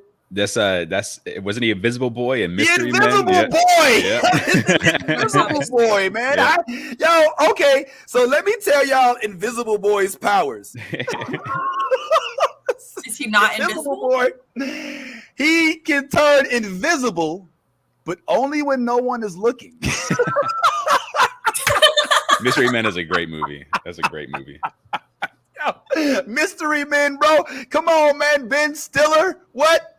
I've Mr. heard about Furious? it. I've never seen it. The fork. What was it? The spoon. Janine Garofalo was the Blue in it. Raja. Yeah, William. That's a good movie. Y'all got to check that out. It's a good. It's like it's like if Suicide Squad was made in the 90s. Yeah, but was good. Well, I don't know about the good part. Look, listen, listen. The movie is good enough to be a classic. Mm-hmm. All right, it is a cult classic. And there was talk. I read something that said Ben Stiller was considering, since there's this superhero craze, rebooting this movie. I sincerely hope that you are serious about that, because this movie was ahead of its time. Mm-hmm. I mean, Kel, I'm invisible. Can you see me? They had a dude whose power was he would just throw cutlery at people. Yes, the Blue Raja. He did it well. Yeah, he would but he was like killing people with knives and forks and stuff. This sounds like the ghetto version of the A-Team right here. Yes. That's literally what it is. I mean, of course, they had superpowers. A-Team was more Mission Impossible. Right. But yeah, Hank Azaria, who voices most of the characters. They legit have superpowers. Did he actually go invisible when no one was looking, or he just said that? Yeah. Okay. All right. Are we spoiling? Because I'll spoil the fuck out of this shit. I mean, the movie's been out for 160 years. Yeah. Okay. I had this movie on VHS. All right. Listen. I have it right now. I will go get it. I have the box. I believe you. I've seen it. Like, I've seen advertising for it. You know what I'm saying? I've just been like, yeah, we're not watching that. You know. Oh my God. Austin does his classic movies. He makes me watch like Braveheart and like, you know, Gone in 60 Seconds and all that shit. And I'm like, bro, it's old as fuck compared to now. You know what I mean? It just doesn't. Some shit does not. You know what I'm saying? When you watch it now, it does not have the same kind of vibes as it did when you first watch it. So that movie, I'll definitely check it out. Though I'll add it to my list and let you guys know what I think about it. Bro, you listen. Proswell from the Fugees. In this movie. Proswell has a main role, has a main speaking role. He can't act for shit, even though he only had like 2 lines. He fucked them up. But yo, bruh, I'm trying to tell you, this movie right here is, listen, they need to make a series out of this. I think they should be a Netflix show. It shouldn't even be just, it should be like a series.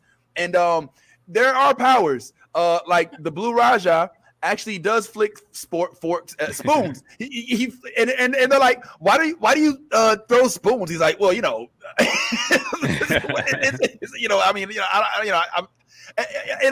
and there's a lady, Jean Garofalo plays a lady who has her dad's dead helmet, dead skull inside of a bowling ball, and he's still alive. Oh my God, there's so much stuff in this, man. But the funniest part, I have to say, for me, in addition to Kel having invisible powers that only work when you're not looking, that ended up actually being invisible powers, but he doesn't know it. So he's trying to be invisible. He's like, all right, I'm gonna try to be invisible. I'm invisible. Can y'all see me? And they're like, yes. And you have no clothes on. Yeah, the shoveler. Yeah. Yes, Daniel. Thank you. The shoveler, played by William H. Macy. Mm-hmm. Bro, one of the funniest things of me is Mr. Furious is Ben Stiller. He literally has no powers, but his power is getting really angry. He tried so hard. He's like, I'm getting furious. And then he just starts like hitting stuff, but he has no impact on nothing. And he just all right. I'm sorry. All right. Look, Invisible Boy. Thank you for contributing to Black Nerd History. Now, this one's an easy one. I'm going to give this one to Yaz. I know you got this one, Yaz. Okay.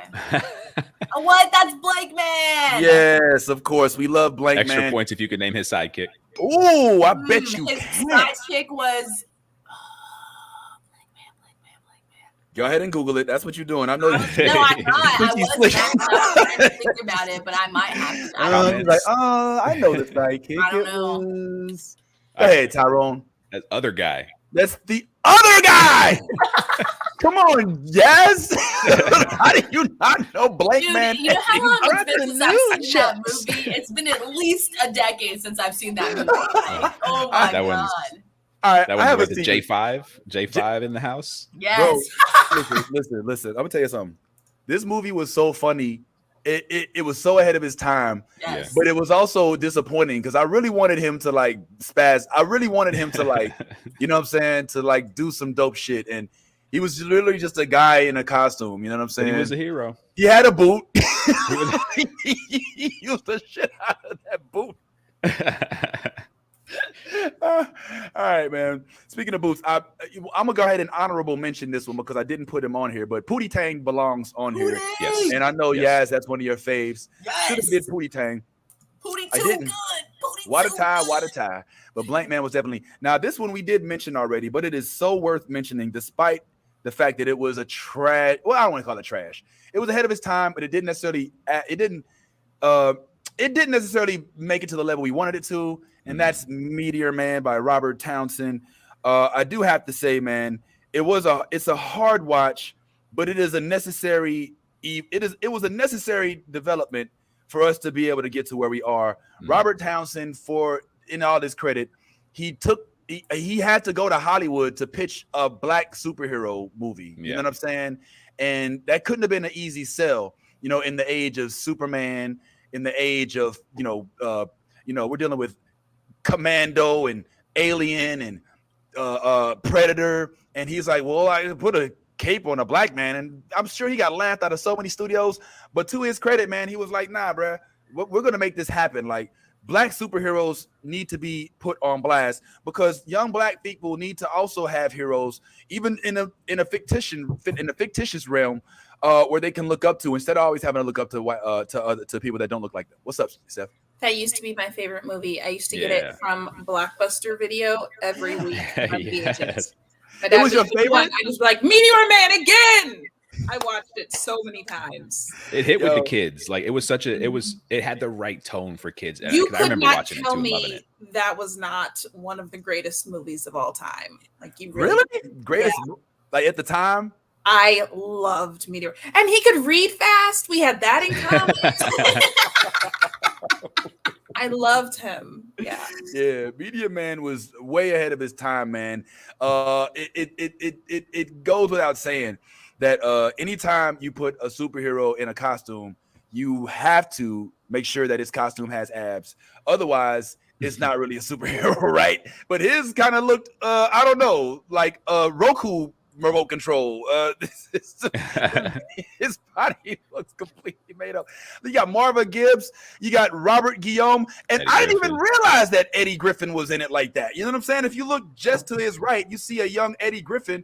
Bruh, there was all the stars in this. The only issue I had with Meteor Man, if I could keep it real, was the fact that the villains were like drug dealers. You know what I'm saying? I was like, come on, man, that's a little too easy. You know what I'm saying? Like, you know, I mean, and they were, people from it was the hood against the hood. I wasn't really a big fan of it. I understand it because there is a plot there. That scenario does definitely exist. But that was, if I had a complaint, I mean, outside of the lackluster CGI, which I'm sure they had no control over. I mean, what kind of budget are you going to get from this? But I would just wish that their villain wasn't their own kind. You know what I'm saying? At the very least, hit us with a Killmonger, give us the head fake. You know what I'm saying? We don't mind having a black villain, but don't vilify the neighborhood that whatever. Anyway, so yeah, right. I'm with Robert. Yeah. You could tell that Robert Townsend, because he made Bamboozle and all that. He had to deal with he had to pitch this movie, and he probably didn't want to make it a race thing, and he played it safe. But thank you, man, for at least getting black superheroes some cred and putting them on the big screen. All right, we're kind of running out of time, so I'm gonna start speeding through some of these here. This one right here is a callback because we referenced this guy earlier, but I'm just curious if Yaz or Steph knows who this is. It's from Jurassic Park. Stop playing games. Austin makes me watch that fucking movie all the time.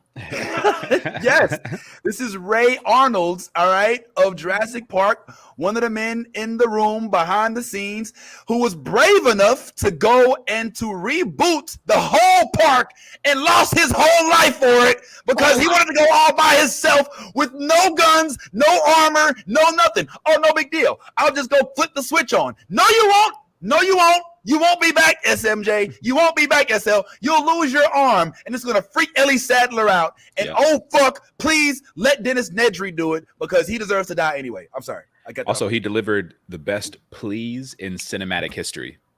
Period. That line when he's yelling at the computer, please. And it's like, you didn't say the magic word. He goes, please. Like, and Samuel L. Jackson, just like greatness. Like, go watch that scene. It's the best please in cinematic history, period. Yo, I thought that his best line in the movie was, hold on to your butts. Yeah. Oh, yeah. Classic. Absolute classic. I mean, it's Sam Jackson. He just makes everything better. He elevates every character he's a part of. Just that scene one more time. I just want to redo that scene real quick. Here's the Samuel L. Jackson Jurassic Park. Yeah, there it is. Yep. Hold on to your butts. I mean, if the Raptor didn't get him, definitely that chain smoking was gonna get him. Fucking ashtray was overflown. Okay. Yes. Ray Arnold. Thank you so much for putting Jurassic Park back online, even though for whatever reason the Velociraptor Paratica did not get the same electricity that everything else did. Moving right along. We got to show homage to this one right here. Tell me if you can tell me who this is. This should be a little easier for you. Yes. What? Seth. Stop playing with me. It's a dude from Ghostbusters. Yes, okay. This is Winston, y'all. Winston, who should have been Eddie Murphy. Little known fact. Eddie Murphy was casted for that. He was actually, because, this is a Dan Aykroyd film. You know what I'm saying? I mean, it was Dan Aykroyd, Bill Murray, and Ray, the Egon. Egon's. I forget his name right now. It's going to come to me in a second. But they had Eddie Murphy pegged for this part. He wouldn't take the role. He was doing Golden Child, which he deserves to be on this list as well for Golden Child. And he was doing some other movies. But Ernie Hudson stepped in and played the role of Winston, and he did a well enough job for us to not hate him for it. So thank you for representation there, homeboy. Now I'm just going to go ahead and rapid fire some of these, man, so we can have enough time to discuss a couple other things. This goes without saying that this motherfucker right here is like key in the nerd sphere. And she, despite the hate that the character gets sometimes, deserves some credit for putting her on the map. And of course, I'm talking none other than Halle Berry, giving us our very first Storm. Did we love it? No. Did we think that she deserved a better role? Sure. Mm-hmm. But she took it. She represented. Was nothing higher than Halle Berry at the time. Halle, however you say it. And she also gave it some cool looks that, dare I say, only somebody of melanated background could provide. Now, she did also give us Catwoman, you know what I'm saying? So that was the whole thing. She made it look good, but don't watch the movie. None of the failures of these characters were her fault, by the way. No. Like, this Steph, was... sorry. What's going on, Steph? Why are we giving her credit for this? No, I like Halle Berry as a person, but I detest Halle Berry as Storm. Everyone who was involved in that casting deserves a smack on the hand. But that wasn't her fault that the character, like the whole X-Men, you got to understand, the whole X-Men franchise itself was not properly done. She could have said no. You can always say no. No, you can't. No, you can. No, that's the role. At that time, that was like literally the smartest thing that she could have done for her career. Like, no lie, because she was herself. She was in so many of the movies, but it wasn't her fault that the character sucked. I was about to kudos Stephanie for her artistic integrity. It is not unknown actresses with integrity have been known to turn down roles which they know they are not appropriate for or not go out for them. Storm is a 5'10", dark-skinned African goddess. Halle Berry is a cute little mixed light-skinned lady. She is not Storm.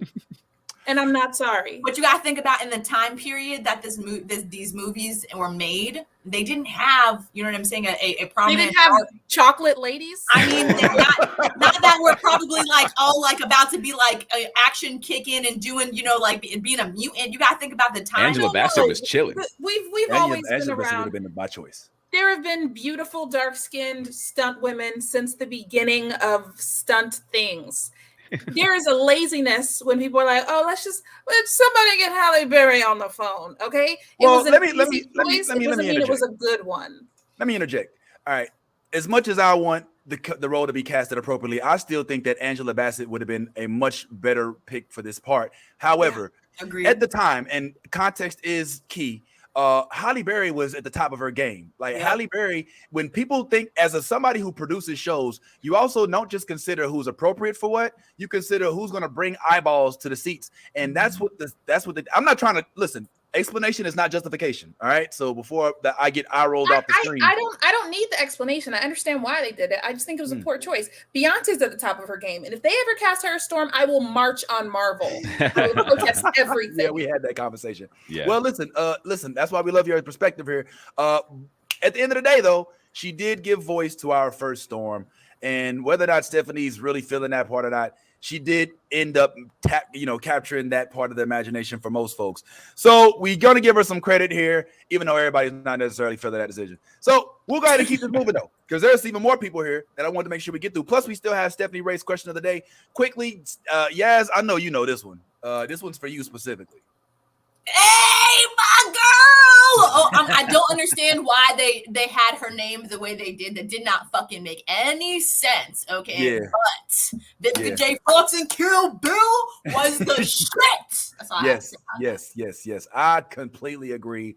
I think that they would look. I'm not a huge fan of Quentin Tarantino for some of the obvious reasons, but I will give him at least the creative aspect and him being able to work himself up from being a guy who works at a video store to being a guy who puts videos on big screen. However, I will say that if there is a plot line that needs to be explored, it is absolutely the concept of a young daughter of the yellow. I think it was the yellow mamba. What was her? She was the yellow. She's not the black mamba. That was the white. She wasn't black. I know that. Yeah, she was something. Yeah, she was something different, and she was mad because she told Uma, she was like, "How the hell do you get to be Black Mamba? I should have been Black Mamba." You know what I'm saying? Right. But if they don't make a movie or a show about the daughter coming back for revenge, then Quentin Tarantino, what's the point? Why even put that scene in there? If anything, you think that scene was made specifically so that they can recall it years from now, and now is the time. Now is the time. Black women are on the rise, and Zendaya, I mean, she's kind of leading, even though she, she has a little bit of ambiguity to her. We don't want her to lead everything. But the fact of the matter is, if there was a time, now's the time. And so I just want to give Vivica Fox, even though it's one of her last major roles, I want to give her some credit, man, for holding that part down. You know what I'm saying? Because she fought. That fight scene was epic, yo. She wasn't. Yeah. She trained. There was some real ass blows exchanged in that scene, and I want to just give her a little bit of credit for that. All right, here's a few that you recognize. Oh no. Oh, did I miss this one? Oh no. Oh, all right. Ooh, yeah. Here's one that I think we all know. This guy definitely deserves his claim to fame. Morpheus. And that's OG Morpheus, HBO Max, and that's the only one that we will acknowledge. This young lady right here worked her way into my heart. I even cosplayed as the young men that she had along her side. My daughter and I, we did go to MegaCon. I was one of the zombies in the background. She had me with a chain around my neck. Wasn't a great look if you're not a fan of slavery, but if you're a fan of Walking Dead, it definitely made sense. All right. So Michonne goes on there. I wanted to list a lot more. Dark Kaya. Yo, what am I going to say? Look, there was a part of me when I was walking around MegaCon with a chain around my neck in shackles with no shirt on, feeling like, you know what, this could really be taken out of context. You know what I'm saying? But I was like, you know what, bro, this week, look, my oldest daughter was made a movie star that year. She got so annoyed. People, can I get a picture? At first she's like, oh my God, Dad, this is great. Then 3 hours later, she's like, oh my God, what? Damn paparazzi everywhere. Like, what? You know what I'm saying? She started taking pictures like this. I could totally see your daughter. You know Deja, right? Deja, she's like at first she was taking pictures, she'd be like, oh, I bet. You know And then she's and like, then, all right, I'm done with this shit. Hurry the fuck up and snap your picture. Yes, just like she was right now. She's like, all right, man. Look. So that happened, man. So good on kudos to you, Michonne. One of the most badass to see. I just remember watching Walking Dead, Tyrone, thinking, yo, this show needs a sword. I remember when Rick and them was out, I was like, yo, man, it'd be so dope if there was like a ninja or something to just come out. And in the next episode, we end it with Carol being chased away, and this chick comes out of nowhere, slices the head off zombies, and approaches in this dark ass hood, and she reveals herself, and I was like, "Oh my fuck! Holy, y'all lost my shit, yo!" I still do. Moment. I have a huge poster of Michonne hanging right up here. I'd show you if it wouldn't mess up my set, but bruh, Michonne, man, Jesus. All right, sorry. Thanks for letting me geek out today. I think I only got one more. And the last one I have on my list here, guys. Oh, wait. Hey, that was it. All right, good job. That was great. So there's our Black Nerd history for the day. I know we left a lot of folks off. I know there's a lot of people that we should have mentioned that we could have. So do us a favor. If you think of anybody who we should have mentioned today, then please bring them up in the comments or drop them into our group, and we'll maybe discuss them on a later date, maybe even after the show. We're going to go ahead and start wrapping things up. We did want to talk a little bit about Raised by Wolves, but I'm going to tell you honestly, in all honesty, man, Ty's not here, and him and I would probably be the ones. I'm caught up. I'm caught up too. Oh, y'all caught up? Oh, okay. I didn't know if y'all was watching it like we was watching it. You know what I'm saying? I know we geek out on it pretty hard. We only got a couple minutes, but I'll just say that this episode was very revealing. This most recent one, in the matter of Soul, actually coming out and being more, dare I say, present. But it freaked me out with the android coming back to life. I think the whole eyeball, with the Uncle Ruckus eye. Yo, did you see? Mother, I love you. Bitch, get the fuck. And she's just like fucking Freddy Kruegering everybody. Like that bitch was running around like a lion hunting fucking its gazelle, dog. That bitch was in and out of shit. That was scary as hell, no lie. And then, bro, how she left her mom, damn. She dragged that bitch through the dirt all the way back, bro. The whole way, yes. The whole way, holding her hand too. Just she lads, yes. She lynched that lady. I know she did. I watched it. Yo, she lynched the lady. Yo, it was fucking crazy. Yo, look, we don't have enough time to go into Raised by Wolves. We got to get done by 2 so we can replay the show. But we'll definitely be talking about that, man. I think there's like 4 more episodes, so we got plenty of time. But I think it's a good time for us to revisit now that good old Stephanie Ray question of the day. So if you don't mind, if you could repeat the question of the day for us real quick, Steph, and then we'll go ahead and answer that and get on up out of here. Sure. Who is a character that changed the way you see yourself? Mine is an individual that you cannot leave out when you're having a conversation about Black nerds. Not a sci-fi show, but honestly, I feel the king of the Black nerds, the originator, this character is an icon, none other than Steve Urkel himself, as played by Jaleel White. I was a faithful Family Matters viewer every single week and just loved seeing someone so unapologetically nerdy on screen, being smart, being brilliant, being, a little bit socially clueless and sometimes obnoxious, and just so fully himself and out here winning. I love it. I'm still a little bit in love with Urkel. I'm a fan. Yeah. I think we can all tip our hats to Stefan Urkel. Because now he owns like weed companies and shit now. Yeah. So, he's selling weed with Snoop Dogg. Wait, right? That's what I'm saying. He literally delivers weed to Snoop Dogg. Like niggas going up. Jaleel Green is what they call him now.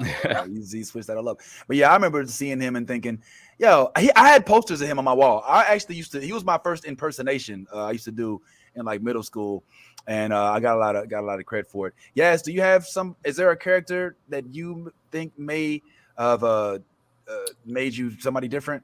Yes. I don't know if you guys remember this. Okay, way early 90s, but the official yellow Power Ranger from the Mighty Morphins movie, her name was Aisha Campbell. Yeah. If you guys remember, I literally, like, as a kid had a yellow Power Ranger outfit and like nonstop wore that shit. My mom said I was the yellow Power Ranger for like maybe 3 or 4, maybe 5 Halloweens as a kid.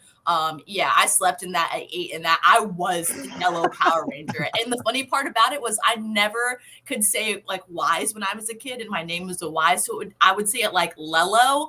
It was the best, no lie. But hell yeah, all up in that shit. You know what's really funny about it now? I don't even like to wear yellow because I feel like it makes me look too bright. You can never be too bright. Yeah, I mean, you never know. But yeah, it was dope to see, you know, a teenage Black girl, you know what I'm saying, like in this group of diverse kids just kicking ass, you know what I'm saying, like she was not only tough and fierce in her own way, you know what I'm saying, but she took no bullshit, and I loved that about her. So like, you know, that's kind of how like I guess I saw myself as like becoming an adult. So like that was mine, was Aisha. Hey. Dig it. Tyrone, you have an answer, bro?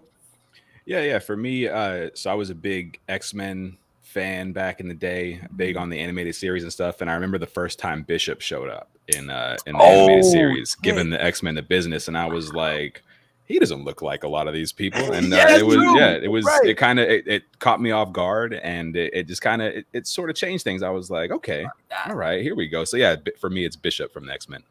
Bishop, okay, yeah, I dig Bishop, man. Mine is a little cheesier. I honestly, this is gonna sound weird, but for me, it was Eddie Murphy. And let me tell you why. For the first time, I saw a dude go from doing comedy to doing action, and do it seamlessly. This dude was in Beverly Hills Cop. He was in Coming to America. There was action. Yeah. You remember him and Sebi floored Samuel L. Jackson from trying to rob McDonald's. You know what I'm saying? Like he legit was working that bow like Donatello, bro. Like that was a legit scene. Like I love that shit. And then let's not forget, I want the knife. This dude was chased by a demon in Golden Child, which I still think deserves a reboot. So for me, it's Eddie Murphy, even though I know that's not a character. I know we were talking about characters, but just Eddie Murphy as an entity, like for him to just go from being Gumby to being, this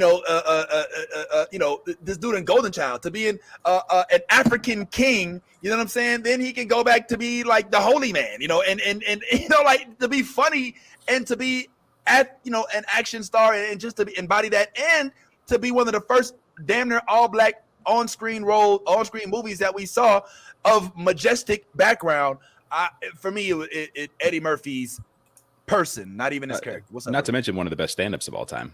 Yes, of course. Delirious. Oh my God, classic. And all about his own self, like not a bunch of made up shit. Like, talk about his family and like being his authentic self. And I mean, even though it wasn't a bunch of nerdy stuff, it was relatable for me. You know what I'm saying? We all had an aunt that, oh shit, help, please, fell down the stairs. Or the father who said, this is my house. Your wife is a Bigfoot, George. Your wife is a Bigfoot. Hard to watch now, but it was definitely dope. Well, listen, guys, I hope you've enjoyed our journey of Black nerd history. This is our first installment. Hopefully, this is our inaugural. Who knows? Maybe we'll do some more in years to come. I want to thank Stephanie. I want to thank Ty. I want to Tyrone. I want to thank Yaz and Ty for being here for 30 seconds. I know you had a busy day. Hope you're having a good day. Yeah, hopefully all that's going well.